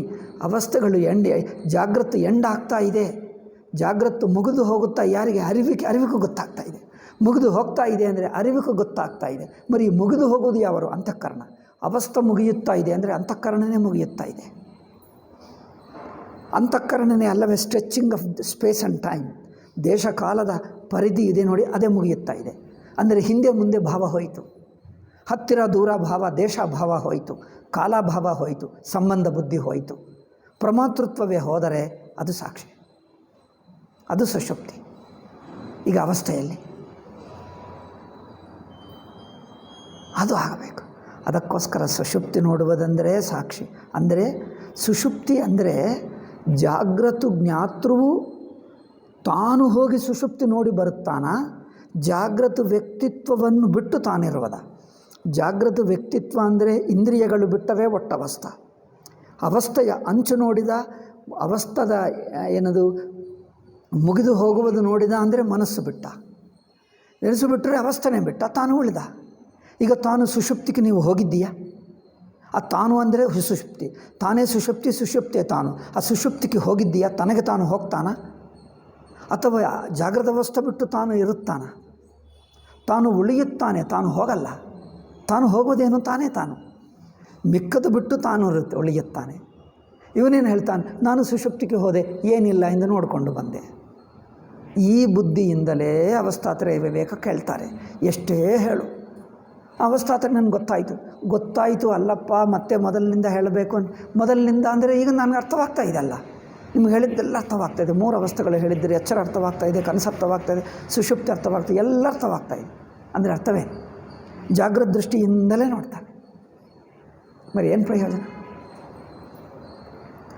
ಜಾಗೃತ ವ್ಯಕ್ತಿತ್ವವನ್ನು ಬಿಡಿಸಿರುವ ಅರಿವು, ಆ ಅರಿವಿಗೆ ಜಾಗೃತ ಅವಸ್ಥೆ ಅಂಚು ಕಂಡು ಬರ್ತಾ ಇದೆ. ಅವಸ್ಥಾ ಕಂಡು ಬರ್ತಾ ಇದೆ, ಅವಸ್ಥೆಯ ಅಂಚು ಕಂಡು ಬರ್ತಾ ಇದೆ. ನೋಡಿ, ಅವಸ್ಥೆಯ ಅಂಚು ಅಂದರೆ ಮುಗಿದು ಹೋಗೋದು. ಅವಸ್ಥೆ ಇಲ್ಲ, ಮುಗಿದು ಹೋಯ್ತಂದರೆ ಇಲ್ಲ.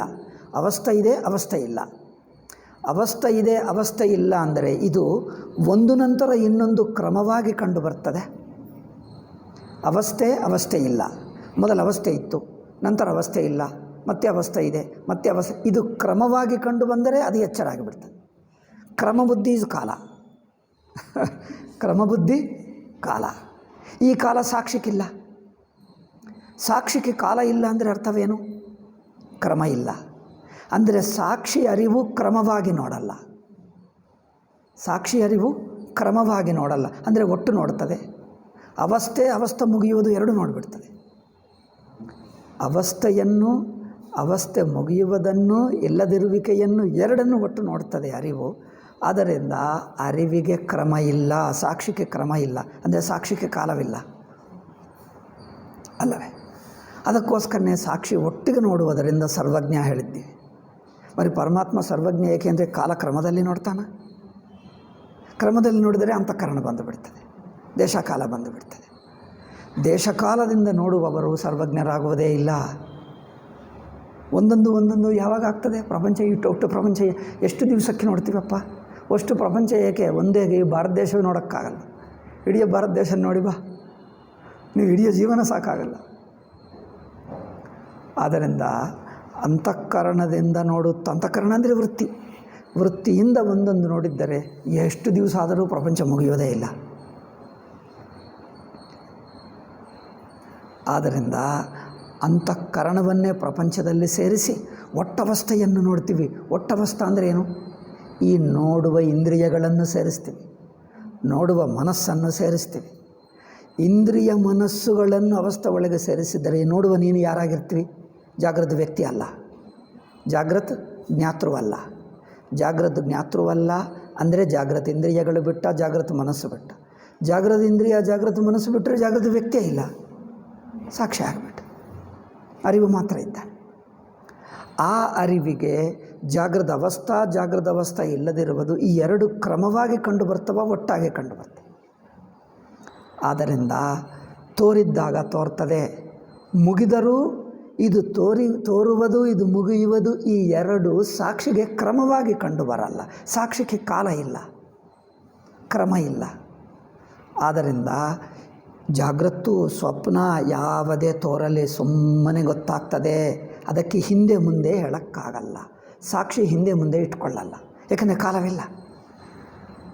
ಅದರಿಂದ ಸಾಕ್ಷಿ ಅನುಭವ ದೃಷ್ಟಿಗೆ ಮೂರು ಅವಸ್ಥೆಗಳು ಅರಿವಿಗೂ ಗೊತ್ತಾಗ್ತವೆ. ಆದರೆ ಯಾವುದು ಹಿಂದೆ ಯಾವುದು ಮುಂದೆ ಹೇಳೋಕ್ಕಾಗಲ್ಲ. ಅದರಿಂದ ಸಂಬಂಧವೂ ಇಲ್ಲ ಈ ಅವಸ್ಥೆ. ಏಕೆಂದರೆ ಅವಸ್ಥೆಗಳು ಅನೇಕ ಇದ್ದರೆ, ಸಂಖ್ಯೆ ಇದ್ದರೆ ಸಂಬಂಧ ಇರುತ್ತೆ. ಸಂಖ್ಯೆ ಇಲ್ಲ, ಸಂಬಂಧ ಇಲ್ಲ. ಸಂಖ್ಯೆ ಇಲ್ಲ, ಸಂಬಂಧ ಇಲ್ಲ. ಸಂಬಂಧವಿದ್ದರೆ ಸಂಖ್ಯೆ ಇದ್ದರೆ ಸಂಬಂಧ. ಆದ್ದರಿಂದ ಆ ಮೂರು ಎಂಬುದೇ ಹೇಳೋಕ್ಕಾಗಲ್ಲ. ಬಟ್ ಸುಮ್ಮನೆ ಅರಿವೇ. ಸಾಕ್ಷಿ ನೋಡುವುದು ಅರಿವಾಗೆ ನೋಡ್ತಾನೆ ಹೊರತು ಒಂದೊಂದು ವಿಶೇಷ ನೋಡಲ್ಲ. ವಿಶೇಷ ಅಂದರೆ ಇಂದ್ರಿಯ ಬೇಕು, ವೃತ್ತಿ ಬೇಕು.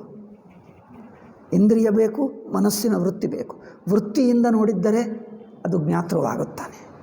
ನೇರಾಗಿ ಅರಿವಿನಿಂದ ನೋಡುವುದರಿಂದ ಒಟ್ಟಾಗುತ್ತದೆ. ಅದರಿಂದ ಕ್ರಮವಿಲ್ಲ, ಅವಸ್ಥೆಗಳಿಗೆ ಸಂಬಂಧವಿಲ್ಲ. ಈ ಒಂದೇ ಅಂಶ 3-4 ದಿವಸದಿಂದ ಹೇಳ್ತಾ ಇದ್ದೆ.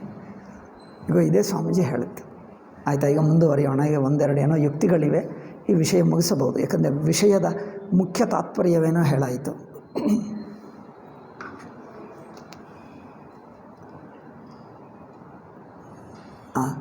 ಅವಸ್ಥೆ ಎಂದರೇನೆಂಬುದನ್ನು ಚೆನ್ನಾಗಿ ನೆನಪಿನಲ್ಲಿಟ್ಟರೆ ಅವಸ್ಥೆಗಳ ಸಂಬಂಧದ ವಿಷಯದಲ್ಲಿ ಯಾವ ತೊಡಕು ಉಂಟಾಗುವುದಕ್ಕೆ ಅವಕಾಶವಿರುವುದಿಲ್ಲ. ಇಲ್ಲಿ ನೋಡಿ, ಅವಸ್ಥೆ ಏನೆಂಬುದನ್ನು ಚೆನ್ನಾಗಿ ನೆನಪಿನಲ್ಲಿಟ್ಟರೆ, ಮೊದಲ ಅವಸ್ಥೆ ಅಂದರೆ ಕಾಲದಲ್ಲಿ ಒಂದೊಂದು ನಿಧಾನವಾಗಿ ಒಂದು ನಂತರ ಒಂದು ಹೀಗೆ ಕ್ರಮವಾಗಿ ನಡೆಯುವುದು ಅವಸ್ಥೆಯ. ಅದು ಅವಸ್ಥೆ ಯಾರಿಗೆ? ವಸ್ತುಗಳ ಅವಸ್ಥೆ ಆಗುತ್ತದೆ. ಮೊದಲು ಪುಸ್ತಕ ನೋಡಿದೆ, ನಂತರ ಪುಸ್ತಕ ಹಾಳಾಯಿತು, ಕೆಲವು ದಿವಸ ನಂತರ ಅದು ಹೋಯಿತು, ಮತ್ತು ಇನ್ನೊಂದು ಹೊಸ ಪುಸ್ತಕ ತಂದೆ, ಒಂದು ಕುರ್ಚಿ ತಂದಿದ್ದೀವಿ, ಅದು ಹಾಳಾಯಿತು, ಅದನ್ನು ಯಾರಿಗೋ ಕೊಟ್ಟು ಬಿಟ್ಟರು, ಇನ್ನೊಂದು ಹ್ಯಾಂಡ್ ಇಲ್ಲದ ಕುರ್ಚಿಗಳು ಬಂದಿವೆ. ಅಂದರೆ ಏನು? ಇದು ಕ್ರಮವಾಗಿ ಗೊತ್ತಾಗ್ತದೆ. ಈ ಅವಸ್ಥೆ ಯಾರಿಗೆ? ಕುರ್ಚಿಗಳ ಅವಸ್ಥೆ. ನಮ್ಮ ಅವಸ್ಥೆ ಅಲ್ಲ, ನಾವು ಮಾತ್ರ ಅದೇ ನಾವು ಅವಸ್ಥೆ. ಅದಕ್ಕೆ ಅದು ಬದಲಾಯಿಸ್ತಾ ಇದ್ದರೆ ಅದರ ಅವಸ್ಥೆ. ಆದ್ದರಿಂದ ಇಲ್ಲಿ ಅವಸ್ಥೆ ಅಂದರೆ ಏನು? ಅವಸ್ಥೆ ಅಂದರೆ ಸ್ವಾಮೀಜಿ ಹೇಳಿದ್ದಾರೆ, ಮೊದಲೇ ಹೇಳಿದ್ದಾರೆ, ಅದನ್ನು ನೆನಪಿಟ್ಕೊಳ್ಳಬೇಕು. ಅದೇ ತತ್ವ ಅಂದರೆ ಚೈತನ್ಯ, ಆತ್ಮ ಅಥವಾ ಇರವು. ಅದೇ ಇರವಿನ ರೂಪ, ಅರಿವಿನ ರೂಪವಾಗಿರುವ ಆತ್ಮ, ಅರಿವಿನ ರೂಪವಾಗಿರುವ ಆತ್ಮ ತೋರುವ ಬಗೆಗೂ ಅವಸ್ಥೆ ಎಂದು ಹೇಳಿದೆ. ಅದು ತೋರುವ ಬಗೆ. ಒಟ್ಟು ಎಚ್ಚರ ಆ ಅರಿವೇ ಎಚ್ಚರವಾಗಿ ತೋರ್ತಾ ಇದೆ. ಎಚ್ಚರ ಒಂದಂತೆ ಅನಿಸುತ್ತಾ ಇದೆ. ತೋರ್ತದೆ ಅಂದರೆ ಅನಿಸುತ್ತದೆ. ಆ ಸಾಕ್ಷಿ ಅರಿವೇ ಎಚ್ಚರಂತೆ ಅನಿಸುತ್ತದೆ. ಈ ಅವಸ್ಥೆ ಯಾರಿಗೆ? ವಸ್ತುಗಳಿಗಲ್ಲ, ಜ್ಞಾತೃವಿಗೆ ಅಲ್ಲ. ಎಚ್ಚರದ ಜ್ಞಾತೃವಿನ ಅವಸ್ಥೆಗಳು. ಏನು ಅಂದ್ಕೊಳ್ತಾನೆ? ಜ್ಞಾತೃವೇ ಎಚ್ಚರ ಅವಸ್ಥೆಯಲ್ಲಿದ್ದ, ಎಚ್ಚರ ಜ್ಞಾತೃವೇ ಕನಸಿಗೆ ಹೋದ, ಎಚ್ಚರ ಜ್ಞಾತೃವೇ ಸುಷುಪ್ತಿಗೆ ಹೋದ. ಅಂದರೆ ಅರ್ಥವೇನು? ಈ 3 ಅವಸ್ಥೆಗಳು ಎಚ್ಚರ ಜ್ಞಾತೃವಿಗೆ ಆಯಿತು. ಜನರು 3 ಅವಸ್ಥೆಗಳು ಅಂದರೆ ಎಚ್ಚರ ಜ್ಞಾತೃವಿನ 3 ಅವಸ್ಥೆಗಳು ಎಂದಂತೆ ನೋಡ್ತಾರೆ. ಅದು ಲೌಕಿಕರ ದೃಷ್ಟಿ, ಅದು ಅಜ್ಞಾನಿ ದೃಷ್ಟಿ. ಅದೇ ತಪ್ಪು. ಆ ತಪ್ಪನ್ನು ಬಿಡಿಸುವುದಕ್ಕೆ ಇಷ್ಟೆಲ್ಲ ಅವಸ್ಥಾತ್ರಯ ವಿವೇಕ. ಎಚ್ಚರ ಜ್ಞಾತೃವಿಗೆ ಆಗುವ ಅವಸ್ಥೆಗಳಲ್ಲ. ಅದರಿಂದ ಎಚ್ಚರ ಜ್ಞಾತೃವು ಜ್ಞಾತೃತ್ವವನ್ನು ಬಿಟ್ಟು, ಅಥವಾ ಅವನೇನಂತ ತಿಳ್ಕೊಳ್ತಾನೆ, ಎಚ್ಚರ ಜ್ಞಾತೃವು ನಾನೇ ಇರ್ತೀನಿ, ಎಚ್ಚರ ಅವಸ್ಥೆ ಬಿಡ್ತೀನಿ ಅಷ್ಟೇ. ಎಚ್ಚರ ಅವಸ್ಥೆ ಬಿಟ್ಟು ಜ್ಞಾತೃ ಇರುತ್ತಾನಂತೆ. ಅದು ನೋಡಿ ತಪ್ಪು. ಎಚ್ಚರ ಅವಸ್ಥೆ ಬಿಟ್ಟು ಕನಸಿನ ಅವಸ್ಥೆ ನೋಡ್ಕೊಳ್ತೀನಿ, ಅದೇ ನೋಡಿ ಬಂದು ಮತ್ತೆ ಸುಷುಪ್ತಿಗೆ ಹೋಗ್ತೀನಿ, ಅದು ಬಿಟ್ಟು ಎಚ್ಚರಕ್ಕೆ ಬರ್ತೀನಿ. ಅಂದರೆ 3 ಅವಸ್ಥೆಗಳಲ್ಲಿ ತಿರುಗಿ ಬಂದಿರುವವನು ಯಾನು? ಪರ್ಯಟಕ.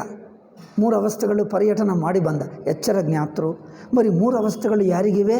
ಎಚ್ಚರ ಜ್ಞಾತೃಕ್ಕಿವೆ. ಸೊ 3 ಅವಸ್ಥೆಗಳ ಸಾಕ್ಷಿ ಯಾರು? ಎಚ್ಚರ ಜ್ಞಾತೃ. ಹೀಗೆ ನೋಡ್ತಾ ಇದ್ದ. ಅದಕ್ಕೋಸ್ಕರ 3 ಅವಸ್ಥೆಗಳ ಸಾಕ್ಷಿ ಗೊತ್ತಾಗ್ತಾ ಇದೆ, ಆದರೂ ಇನ್ನೂ ಅರ್ಥವಾಗ್ತಾ ಇದೆ. ಮತ್ತು ಸಾಕ್ಷಿ ಗೊತ್ತಾದ ನಂತರ ಇನ್ನೇನಪ್ಪ ಅಂದರೆ, ಸಾಕ್ಷಿ ಅರ್ಥವಾಯಿತು, ಬ್ರಹ್ಮ ಅರ್ಥವಾಗಲಿಲ್ಲ. ಯಾರೋ ಹೇಳ್ತಾರೆ ನಮಗೆ ಆತ್ಮಜ್ಞಾನ ಆಯಿತು, ಸರ್ವಾತ್ಮ ಭಾವ ಆಗಲಿಲ್ಲ. ಒಬ್ಬನ ಗುರುಗಳಿದ್ದರಂತೆ. ಅವನು ಕೇಳಿಕೊಂಡು ಬರ್ತಾನೆ. ಅವನಿಗೇನೆಂದರೆ ಹೇಳಿದ್ದು ಬಿಟ್ಟು ಮಿಕ್ಕದೆಲ್ಲ ಅರ್ಥವಾಗ್ತದೆ. ಅವನು ಒಳ್ಳೆಯ ವಿದ್ಯಾರ್ಥಿ. ಅವನಿದ್ದ ಅವರ ಪ್ರಾಣ ಬಿಟ್ಟ. ಮೊದಲು ಬರುತ್ತಿದ್ದ, ಯಾವ ಪಾಠ ಇದ್ದರೂ ಬರುತ್ತಿದ್ದ. ಹೇಳಿದ್ದೆಲ್ಲ ಬಿಟ್ಟು, ಹೇಳಿದ್ದು ಒಂದು ಬಿಟ್ಟು ಮಿಕ್ಕದೆಲ್ಲ ಅರ್ಥವಾಗ್ತದೆ. ಅಂದರೆ ಏನೇನೋ ಎಲ್ಲ ಸುಮ್ಮನೆ ತುಂಬಿಕೊಂಡು ಬರ್ತಾನೆ. ಆತ್ಮ ಅರ್ಥವಾಯಿತಂತೆ, ಆತ್ಮ ಚೈತನ್ಯ ಅಂತೆ, ಸರ್ವಾತ್ಮ ಅರ್ಥವಾಗಲಿ. ನಾನು ಹೇಳಿದೆ ಇದು ಸುಮ್ಮನೆ ಅನಾವಶ್ಯಕ ತರ್ಕ ಬೇಡ. ಆತ್ಮಸ್ವರೂಪವೇ ಸರ್ವಾತ್ಮ. ಆತ್ಮ ವೈಯಕ್ತಿಕ ಆತ್ಮ ಇರುವುದಿಲ್ಲ. ಅದು ವೈಯಕ್ತಿಕ ಆತ್ಮ ಅಂತಃಕರಣ ಉಪಾದಿಯಿಂದ ಆಯಿತು, ಅವಸ್ಥಾ ಸಂಬಂಧದಿಂದ ಆಯಿತು. ಇಂದ್ರಿಯ ಉಪಾಧಿ, ಮನಸ್ಸಿನ ಉಪಾದಿಯಿಂದ ವ್ಯಕ್ತಿ ಅನಿಸುತ್ತದೆ. ವ್ಯಕ್ತಿತ್ವ ಬುದ್ಧಿ ಅಂತಃಕರಣ ಸಂಬಂಧ.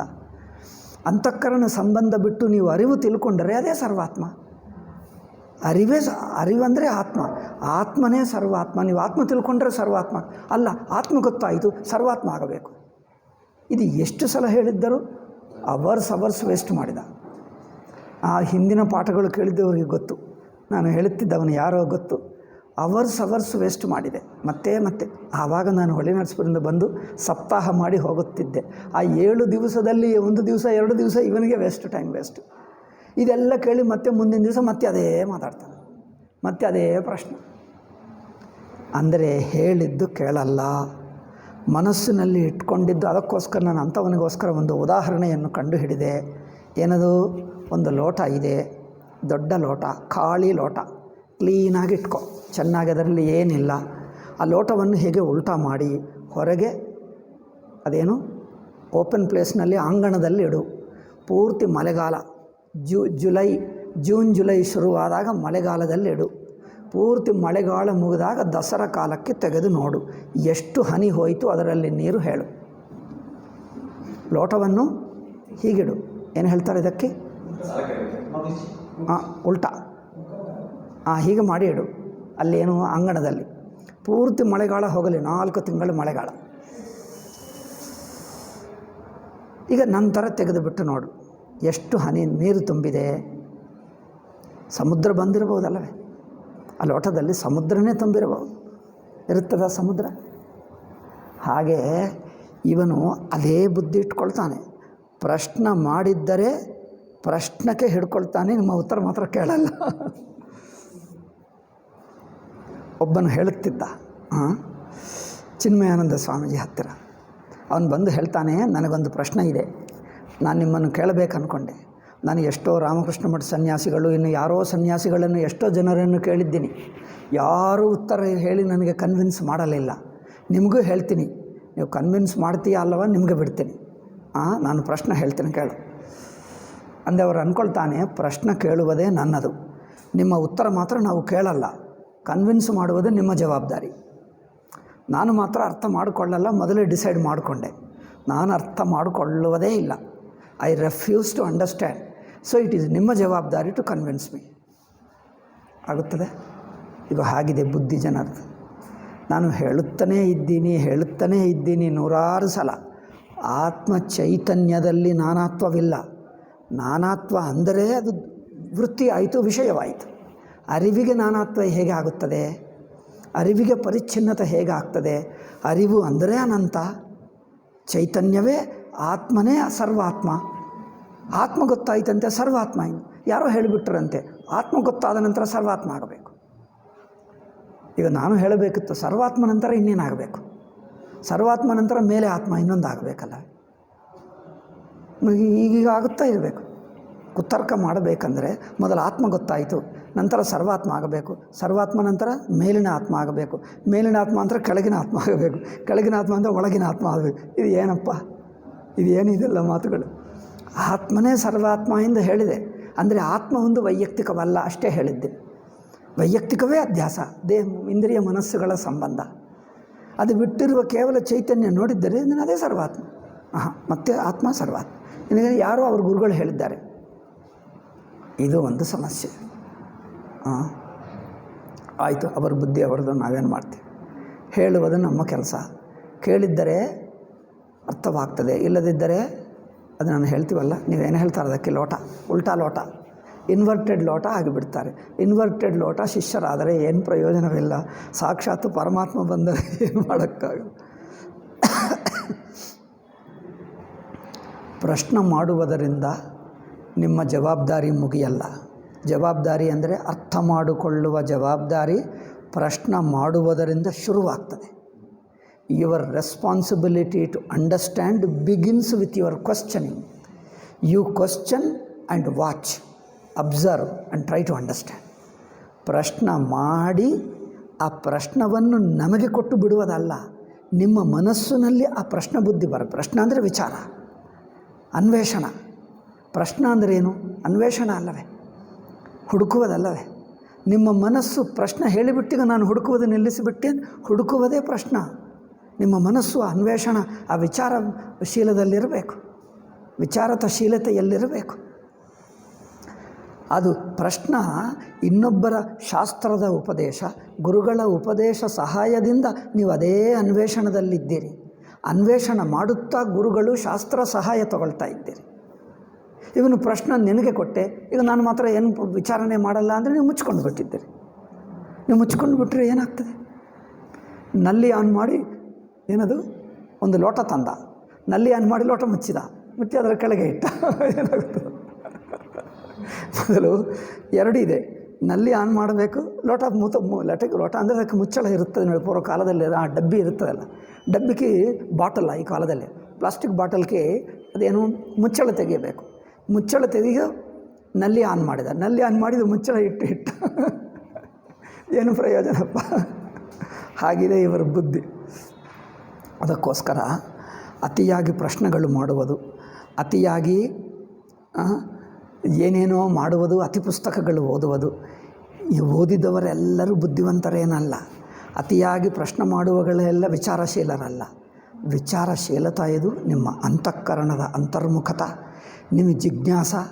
ನಮಗೆ ತತ್ವ ತಿಳ್ಕೊಳ್ಳಬೇಕು, ನನಗೆ ಮೋಕ್ಷ ಆಗಬೇಕು ಎಂಬುದು ನಿಮ್ಮ ಒಳಗೆ ಜಿಜ್ಞಾಸ ಇದ್ದರೆ ಅದು ಅನ್ವೇಷಣ ಆಗುತ್ತೆ.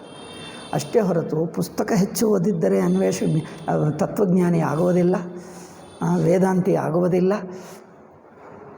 ಸುಮ್ಮನೆ ಅವರನ್ನು ಇವರನ್ನು ಪ್ರಶ್ನೆ ಮಾಡಿದ್ದರೆ, ಪ್ರಶ್ನೆ ಯಾರಿಗೆ ಮಾಡ್ತೀವೋ ಅದು ಅವರ ಜವಾಬ್ದಾರಿ ಅಂತ ಹೇಳ್ತಾರೆ.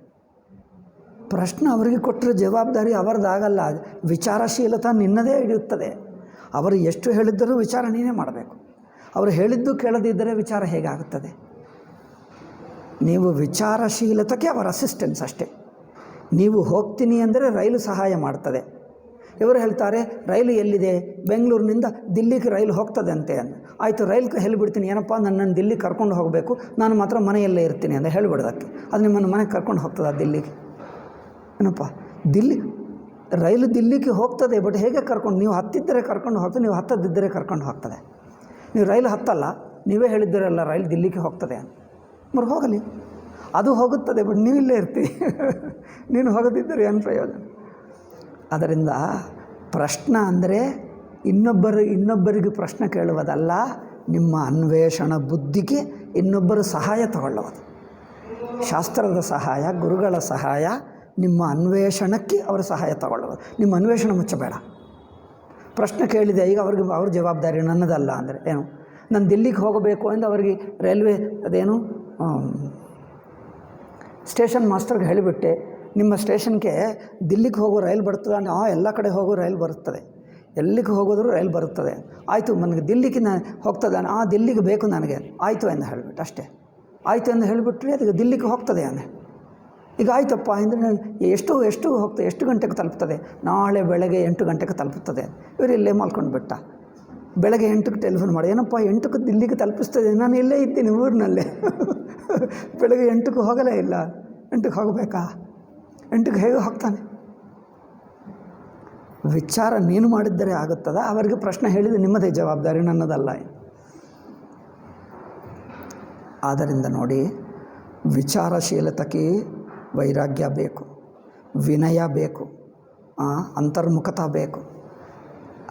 ಅದು ಸುಮ್ಮನೆ ಪಾಂಡಿತ್ಯ, ಅಭಿಮಾನ, ಅಹಂಕಾರಗಳು ಯಾವುದು ಉಪಯೋಗವಾಗಲ್ಲ.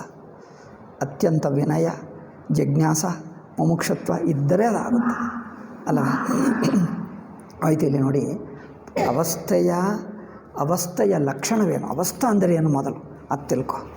ಅವಸ್ಥೆ ಎಂದರೆ ಏನೆಂಬುದನ್ನು ಚೆನ್ನಾಗಿ ನೆನಪಿನಲ್ಲಿಟ್ಟರೆ, ಅವಸ್ಥೆಗಳ ಸಂಬಂಧದ ವಿಷಯದಲ್ಲಿ ಅವಸ್ಥೆಗೆ ಸಂಬಂಧ ಎನ್ನುವುದು ಸಂಬಂಧ ಇಲ್ಲ ಎನ್ನುವುದು ಚೆನ್ನಾಗಿ ಗೊತ್ತಾಗ್ತದೆ. ಅವಸ್ಥೆ ಅಂದರೇನು ಮೊದಲು ನೆನಪಿಟ್ಕೊ.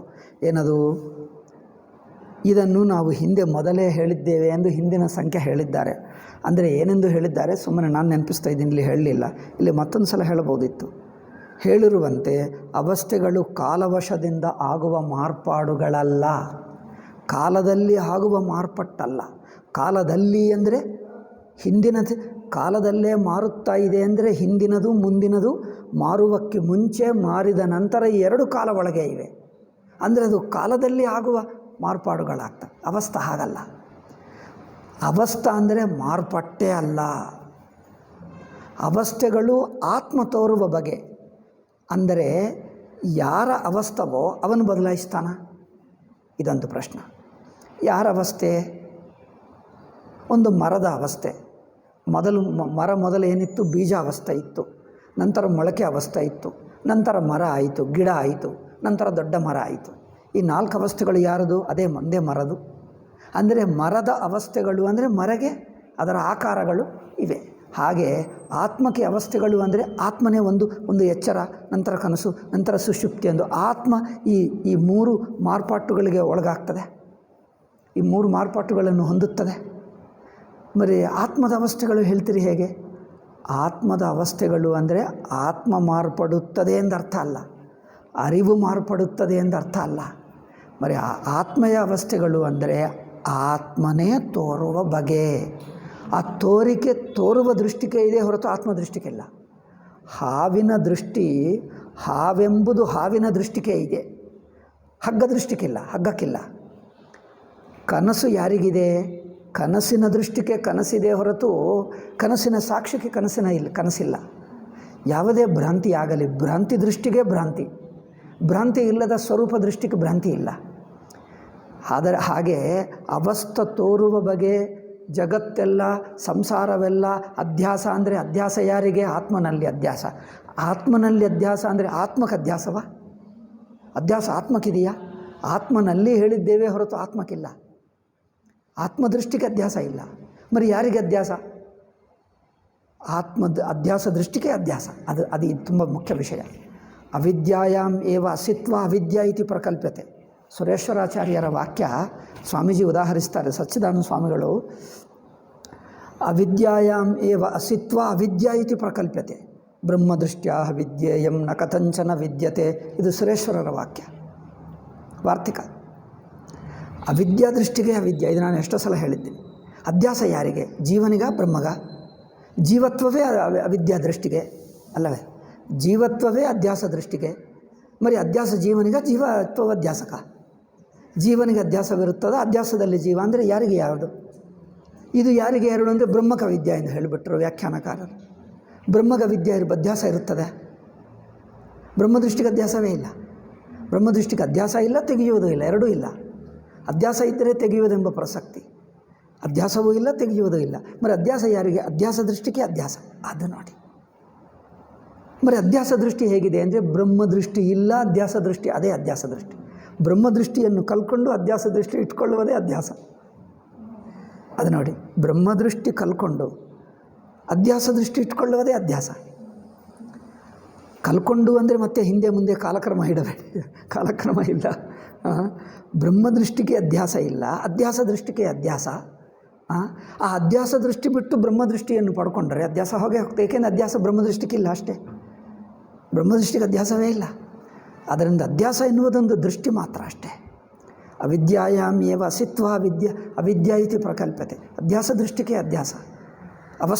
ಅದರಿಂದ ಅವಸ್ಥಾ ತೋರುವ ಬಗೆ ಪರಮಾತ್ಮನೇ. ಪರಮಾತ್ಮ ಅಂದರೆ ನಮ್ಮ ಆತ್ಮ, ನಮ್ಮ ನಿಜವಾದ ಆತ್ಮ. ನಮ್ಮ ನಿಜವಾದ ಆತ್ಮ ತೋರುವ ಬಗೆಗೆ ಅವಸ್ಥೆ ಹೇಳಿದ್ದೀವಿ. ತೋರುವ ಬಗೆ ಅಂದರೆ ಯಾರಿಗೆ ತೋರ್ತದೆ ಅಂದರೆ ಆತ್ಮಕ್ಕೆ ತೋರ್ತದೆ, ಇನ್ನೊಬ್ಬರಿಗೆ ಹೊರಗಿನವರಿಗೆ ತೋರ್ತದೆ. ಯಾರಿಗೆ ತೋರ್ತದೆ? ಇಷ್ಟೊತ್ತು ಹೇಳಿದ್ದೀನಿ, ಅದನ್ನೇ ಮತ್ತೊಂದು ಸಲ ಹೇಳ್ತಾ ಇದ್ದೀನಿ. ಆ ಅವಸ್ಥೆ ತೋರುವುದಾದರೆ ಯಾರಿಗೆ ತೋರ್ತದೆ? ಸಾಕ್ಷಿಗೆ, ಆತ್ಮಕ್ಕೆ ತೋರ್ತದೆ? ಆತ್ಮಕ್ಕಿಲ್ಲವೇ ಇಲ್ಲ. మరి ಆತ್ಮ ತೋರುವ ಬಗೆ ಹೇಳಿದ್ದೀರಲ್ಲ, ಆತ್ಮ ತೋರುವ ಬಗೆ ತೋರಿಕೆ ಇರುತ್ತದೆ. ಆ ಅಧ್ಯಾಸ ದೃಷ್ಟಿಗೆ ತೋರ್ತದೆ, ಅವಿದ್ಯಾ ದೃಷ್ಟಿಗೆ ಅವಿದ್ಯಾ ತೋರ್ತದೆ. ಅಂದರೆ ಪ್ರಮಾತೃ ಎಂಬುದು ಅವಿದ್ಯಾ ದೃಷ್ಟಿ, ಅವಸ್ಥಾ ದೃಷ್ಟಿ. ಅಂದರೆ ಅವಸ್ಥೆ ಎಂಬುದು ಪ್ರಮಾತೃವಿಗೆ ಇರುತ್ತದೆ, ಪ್ರಮಾತೃವೆಂಬುದೇ ಅವಸ್ಥೆ. ಅದರಿಂದ ಜ್ಞಾತೃ ಅವಸ್ಥಾ ಎರಡು ಬೇರೆ ಅಲ್ಲ. ಅದನ್ನು ಮೊದಲಿನಿಂದ ಹೇಳ್ತಾನೆ ಬಂದಿದ್ದೀನಿ. ಜ್ಞಾತೃವೇ ಅವಸ್ಥಾ, ಅವಸ್ಥೆನೇ ಜ್ಞಾತೃ. ಅವಸ್ಥೆ ಬಿಟ್ಟರೆ ಜ್ಞಾತೃವಿಲ್ಲ, ಜ್ಞಾತೃ ಬಿಟ್ಟರೆ ಅವಸ್ಥೆ ಇಲ್ಲ, ಸಾಕ್ಷ್ಯ ಇರುತ್ತಾನೆ, ಎರಡೂ ಬಿಟ್ಟರೆ. ಆದ್ದರಿಂದ ಸಾಕ್ಷಿ ಸ್ವರೂಪನಾಗಿರುವ ತನ್ನನ್ನು ಅವಸ್ಥೆ ಇಲ್ಲದ ತನ್ನಲ್ಲಿ ಅವಸ್ಥೆಯಾಗಿ ನೋಡುವುದು ಅಂದರೆ ಜ್ಞಾತೃವಾದಿ ನೋಡುವುದು. ಅವಸ್ಥೆಗಳು ತೋರುವ ಬಗೆ ಎಂದು ಹೇಳಿದ್ದಾರೆ ಅಷ್ಟೇ ಹೊರತು ಅವುಗಳು ನಿಜವಾಗಿ ಒಂದು ಘಟನೆಗಳಲ್ಲ. ತಾತ್ಕಾಲಿಕ ಅಂದರೆ ಕಾಲದೃಷ್ಟಿ ಆಗುತ್ತದೆ, ಒಂದು ಪರಿಮಿತ ಅಂದರೆ ದೇಶದೃಷ್ಟಿ ಆಗುತ್ತದೆ, ಒಂದಾನೊಂದು ವಿಶೇಷ ಗುಣ ಅಂದರೆ ವಸ್ತುವಾಗುತ್ತದೆ. ಈ ಮೂರು ಅಲ್ಲ, ಅವಸ್ಥೆಗಳು ಆತ್ಮನೇ ತೋರುವ ಬಗೆಗಳು. ಅದರಿಂದ ಅವುಗಳಿಗೆ ಕನೆಕ್ಷನ್ ಇಲ್ಲ, ಅವಸ್ಥೆಗೆ. ಅದನ್ನು ಮುಂದೆ ಹೇಳ್ತಾರೆ. ನಾವು ಹೇಳಿರುವಂತೆ ಅವಸ್ಥೆಗಳು ಕಾಲವಶದಿಂದಾಗುವ ಮಾರ್ಪಾಡುಗಳಲ್ಲ. ನಾವು ಎಡಬಿಡದೆ ಚಲಿಸುತ್ತಿದ್ದು ಆಗಾಗ್ಗೆ ವಿಶ್ರಾಂತಿಗೆಂದು ಸೇರುವ ನಿಲ್ದಾಣಗಳು ಅಲ್ಲ. ನೋಡಿ, ಎಡಬಿಡದೆ ಚಲಿಸುತ್ತಿದ್ದು, ಎಡಬಿಡದೆ ಅಂದರೆ ಗ್ಯಾಪ್ ಇಲ್ಲದೆ ಮಧ್ಯೆ ಚಲಿಸುತ್ತಾ ಆಗಾಗ ವಿಶ್ರಾಂತಿ ಮಾಡುತ್ತಾ ಚಲಿಸುತ್ತಾ ವಿಶ್ರಾಂತಿ ಮಾಡುತ್ತಾ ನೋಡ್ತೀವಲ್ಲ, ಆ ತರಹ ಅಲ್ಲ. ಅವಸ್ಥೆಗಳು ಬರುತ್ತವೆ ಆತ್ಮಗೆ, ಅಂದರೆ ಆತ್ಮನೇ ಅವಸ್ಥೆ ಆಗುತ್ತಾನೆ ಎಂದು ಹೀಗೆ ತಿಳ್ಕೊಳ್ಬಾರ್ದು. ತಾನೇ ಅವಸ್ಥೆ ಆಗುತ್ತಾನೆ ಸ್ವಲ್ಪ ಹೊತ್ತು, ಮತ್ತೆ ಸ್ವಲ್ಪ ಹೊತ್ತು ಬಿಡುತ್ತಾನೆ, ಮತ್ತೆ ಸ್ವಲ್ಪ ಅವಸ್ಥೆ ಹಾಕ್ಕೊಳ್ತಾನೆ, ಮತ್ತೆ ಬಿಡುತ್ತಾನೆ. ಹೀಗೆ ಅವಸ್ಥೆಗಳಿಗೂ ಒಳಗಾಗುತ್ತಾ ಸ್ವಲ್ಪ ಹೊತ್ತು ಬಿಡುತ್ತಾ ಸ್ವಲ್ಪ ಹೊತ್ತು ಪಡ್ಕೊಳ್ತಾ ಆತ್ಮನೇ ಪಡ್ಕೊಳ್ತಾ ಇದ್ದಾನೆ ಎಂದು ತಿಳಿಬಾರದು. ಆ ಆತ್ಮ ತಪ್ಪಾಗಿ ತೋರುವ ಬಗೆ ಹೊರತು ಆ ತರಹ ಇರುವುದಿಲ್ಲ. ಅವಸ್ಥಾರೂಪವಾಗಿ ತಾನು ಇರುತ್ತಾ ಇಲ್ಲ, ತನಗೆ ಅವಸ್ಥೆಗಳೂ ಇಲ್ಲ, ಅವಸ್ಥೆಗಳಾಗಿ ಇರುತ್ತಾ ಇಲ್ಲ. ತಾನು ಅವಸ್ಥಾರಹಿತ ಚೈತನ್ಯವಾಗೇ ಇರ್ತಾನೆ, ಎಂದಿಗೂ ಇರುತ್ತಾನೆ. ಅವಸ್ಥೆಗಳಾಗಿ ತೋರುವಾಗಲೂ ಅವಸ್ಥಾರಹಿತನೇ ಇದ್ದಾನೆ. ತೋರುವ ದೃಷ್ಟಿಗೆ ತೋರಿಕೆ ಅಷ್ಟೆ. ಆದ್ದರಿಂದ ಪರಮಾರ್ಥವು ತೋರುಕೊಳ್ಳುವ ಬಗೆಗಳು ಅವಸ್ಥೆಗಳು.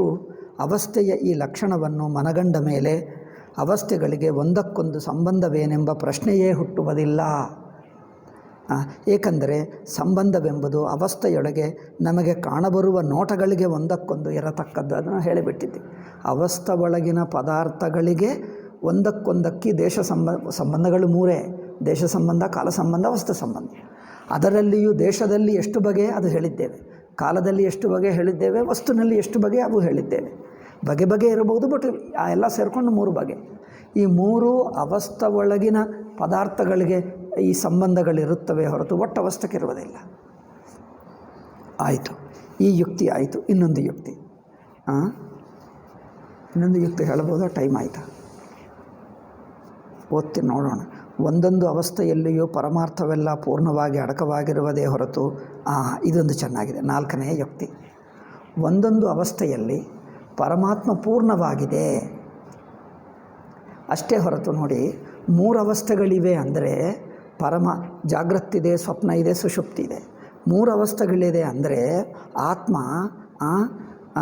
ಎಚ್ಚರದಲ್ಲಿ ಒಂದು 3ನೇ ಭಾಗ, ಕನಸಿನಲ್ಲಿ ಇನ್ನೊಂದು ಭಾಗ, ಸುಷುಪ್ತಿಯಲ್ಲಿ ಇನ್ನೊಂದು ಭಾಗ, ಅಂದರೆ 1/3 3 ಭಾಗಗಳಾಗಿ ಇಲ್ಲಿ ಸ್ವಲ್ಪ 3 ಸೇರಿದ್ದಾಗ ಒಟ್ಟು ಪೂರ್ಣ ಆತ್ಮ ಆಗುತ್ತದೆ ಎಂದು ಹಾಗೆ ಹೇಳ್ತೀರಾ? 3 ಅವಸ್ಥೆಗಳಿಗೆ ಅತೀತ ಅಂದರೆ 3 ಅವಸ್ಥೆಗಳನ್ನು ಸೇರಿಸಿದಾಗ ಒಟ್ಟಾದಾಗ ಪರಮಾತ್ಮ ಆಗ್ತಾನೆ. ಅಂದರೆ ಇಲ್ಲಿ 33 ಹಾಗೆ 33 ಹೀಗಿದ್ದರೆ ಒಟ್ಟು ಸೇರಿಸಿದಾಗ 100 ಆಗುತ್ತಾನೆ. ಹಾಗೆ ಹೇಳಬಹುದಾ? ಒಟ್ಟು ಆತ್ಮ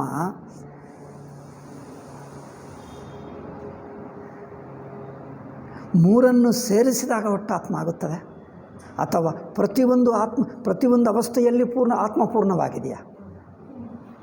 ಪ್ರತಿಯೊಂದು ಅವಸ್ಥೆಯಲ್ಲಿ ಪೂರ್ಣವಾಗೇ ಇದೆ. ಒಂದು ಮಣ್ಣಿನಿಂದ ಒಂದು ಮಡಿಕೆ ಮಾಡಿದ್ದೇವೆ.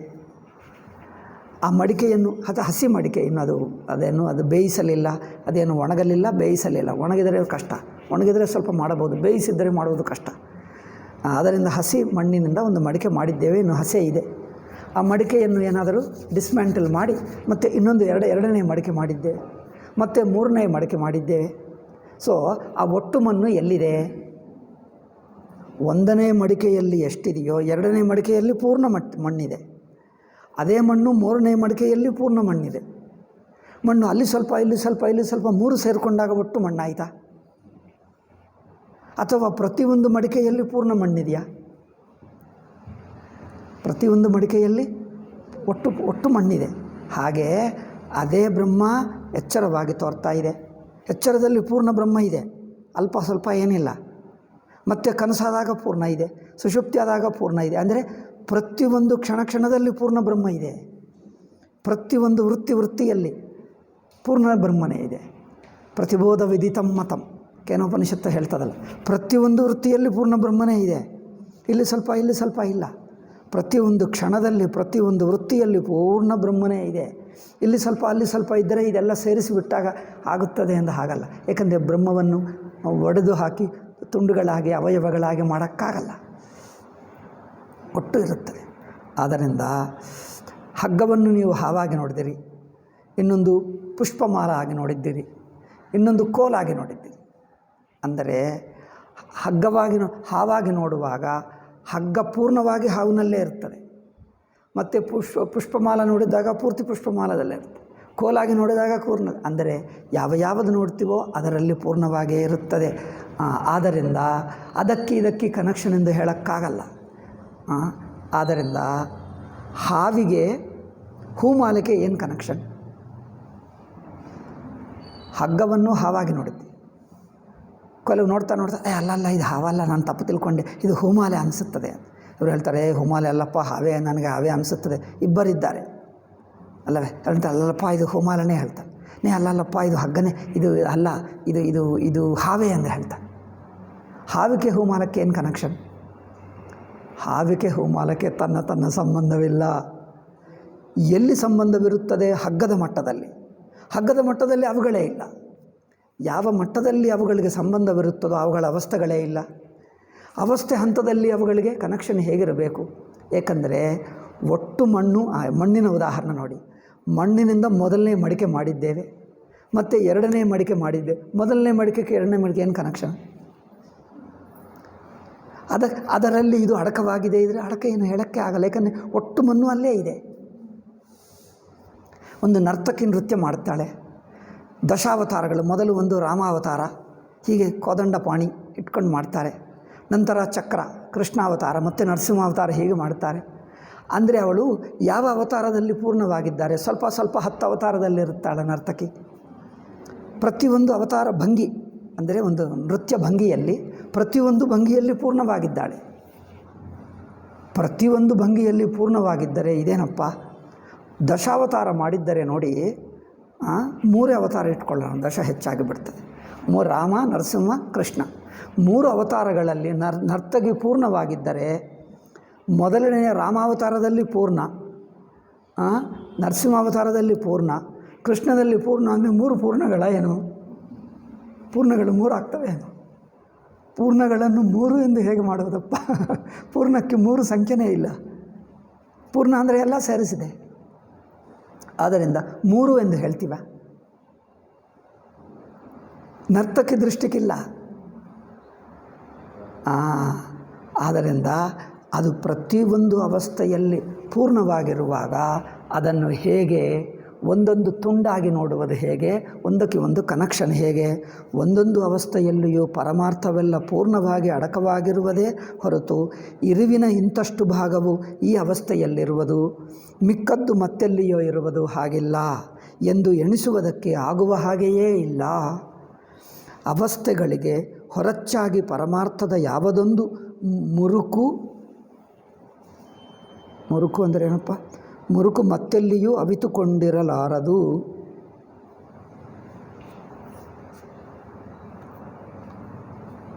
ಮುರುಕು ಅಂದರೆ ಅವಯವ ಆಗಬಹುದು ಅಲ್ಲವೇ? ಒಂದು ಅವಯವ ಆಗಬಹುದು. ಅವಿತುಕೊಂಡು ಅಂದರೆ ಉಳಿದುಕೊಂಡ ಏನು? ಓಹೋ, ಅವಿತುಕೊಂಡು ಅಂದರೆ ಮುಚ್ಚುವ. Hiding it. Okay. One part cannot be hidden in another place. ನಾನು ಮೊದಲೇ ಹೇಳಿದೆ, ಕನ್ನಡ ನನಗೆ ಅರ್ಥವೇ ಆಗಲ್ಲ. ಮುರುಕು ಮತ್ತೆಲ್ಲಿಯೂ ಅವಿತುಕೊಂಡಿರಲಾರದು ಅಂದರೆ ಒಂದು ಪಾರ್ಟ್ ಇಲ್ಲಿ, ಇನ್ನೊಂದು ಪಾರ್ಟ್ ಇನ್ನೊಂದು ಕಡೆ. ಅಂದರೆ ಎಚ್ಚರದಲ್ಲಿರುವಾಗ ಚೈತನ್ಯ ಆತ್ಮ ಪೂರ್ಣ ಎಚ್ಚರದಲ್ಲಿದೆಯೋ, ಸ್ವಲ್ಪ ಭಾಗ ಇಟ್ಟು ಸ್ವಲ್ಪ ಭಾಗ ಬೇರೆ ಕಡೆ ಮುಚ್ಚಿಕೊಂಡಿದೆಯೋ? ಪ್ರತಿಯೊಂದರಲ್ಲಿ ಪೂರ್ಣವಾಗೇ ಇರುತ್ತದೆ ಅದು.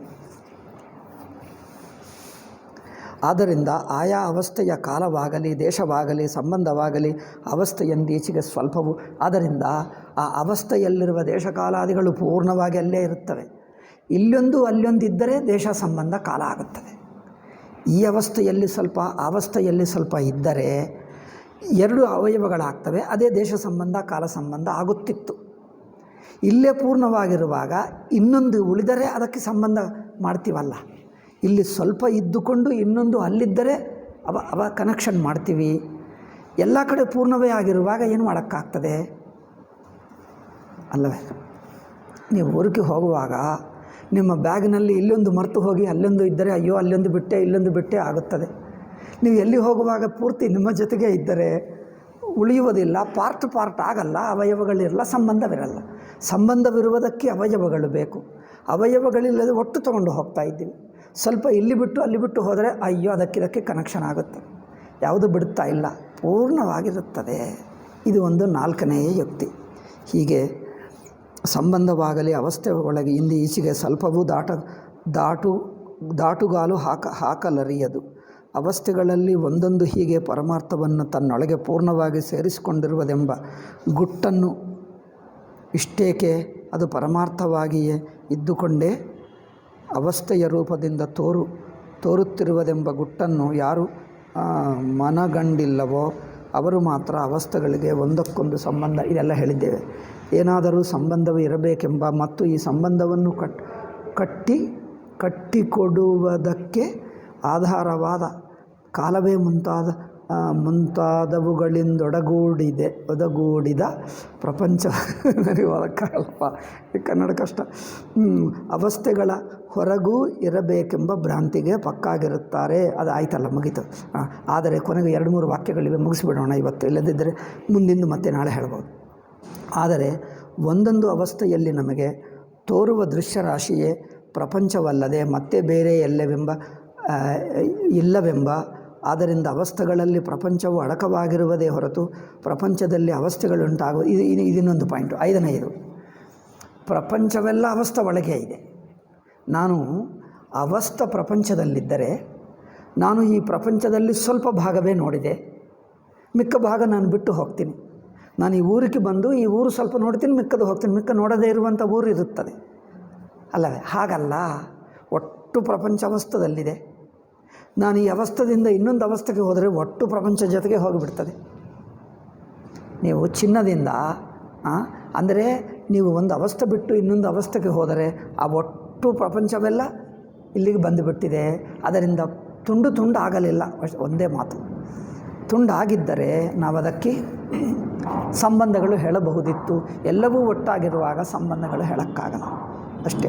ಅವುಗಳಲ್ಲಿ ಪ್ರಪಂಚವು ಅಡಕವಾಗಿರುವುದೇ ಹೊರತು ಪ್ರಪಂಚದಲ್ಲಿ ಇದು 5ನೆಯ ಯುಕ್ತಿ. ಹೀಗೆ 5 ಯುಕ್ತಿಗಳು ಸ್ವಾಮೀಜಿ ಹೇಳಿದ್ದಾರೆ. ಮೂಲ ಸೂತ್ರವನ್ನು ಯಾರು ಮನದಟ್ಟಿ ಮಾಡಿಕೊಂಡಿರುವವರೋ ಅವರನ್ನು ಅವಸ್ಥೆಗಳಿಗೆ ಒಂದಕ್ಕೊಂದಿರುವ ಸಂಬಂಧವೇನೆಂಬುದು ಕೇಳುವ ಪಿಶಾಚಿಯು ಎಂದಿಗೂ ಹಿಡಿಯುವುದಿಲ್ಲ. ಈಗ ಈ ಪಾಯಿಂಟ್ ಆಯಿತು. ಇನ್ನೊಂದು 42ನೇದು 41ನೇದು ಮುಗಿಸಿದ್ದೇವೆ ಈ 3-4 ದಿವಸದಲ್ಲಿ. ಮುಂದಿನ ಪಾಯಿಂಟು ಏನೆಂದರೆ, ಇದು ನಾಳೆ ಹೇಳುವುದಕ್ಕೆ, ಅವಸ್ಥೆಗಳು ಪರಸ್ಪರ ವಿಲಕ್ಷಣವಾದರೂ ಪರಸ್ಪರ ಭಿನ್ನವಲ್ಲ. Though they are unlike each other but not different. ಅಂದರೆ ಏನು? ಡಿಫ್ರೆಂಟ್ ಅಲ್ಲ, yet they are unlike each other. ವಿಲಕ್ಷಣ ಬಟ್ ನಾಟ್ ಭಿನ್ನ. ಇದು ಈ ಭೇದಕ್ಕೆ ವೈಲಕ್ಷಣ್ಯಕ್ಕೆ ವ್ಯತ್ಯಾಸವೇನು ಅದೆಲ್ಲ ನಾಳೆನೇ ಹೇಳೋಣ. ಓಂ ಶಾಂತಿ ಶಾಂತಿ ಶಾಂತಿ. ಹರಿ ಓಂ ಶ್ರೀ ಗುರುಭ್ಯೋ ನಮಃ. ಹರಿ ಓಂ ತತ್ಸತ್. 3, 4 ಇದಕ್ಕೆ 5 ಇವೆ. ಅದರಲ್ಲಿ 5 ಅಂಶಗಳಿತ್ತು, 5 ಆರ್ಗ್ಯುಮೆಂಟ್ಸ್. ಇದರಲ್ಲಿ 5 ಆರ್ಗ್ಯುಮೆಂಟ್ಸ್ ಇವೆ.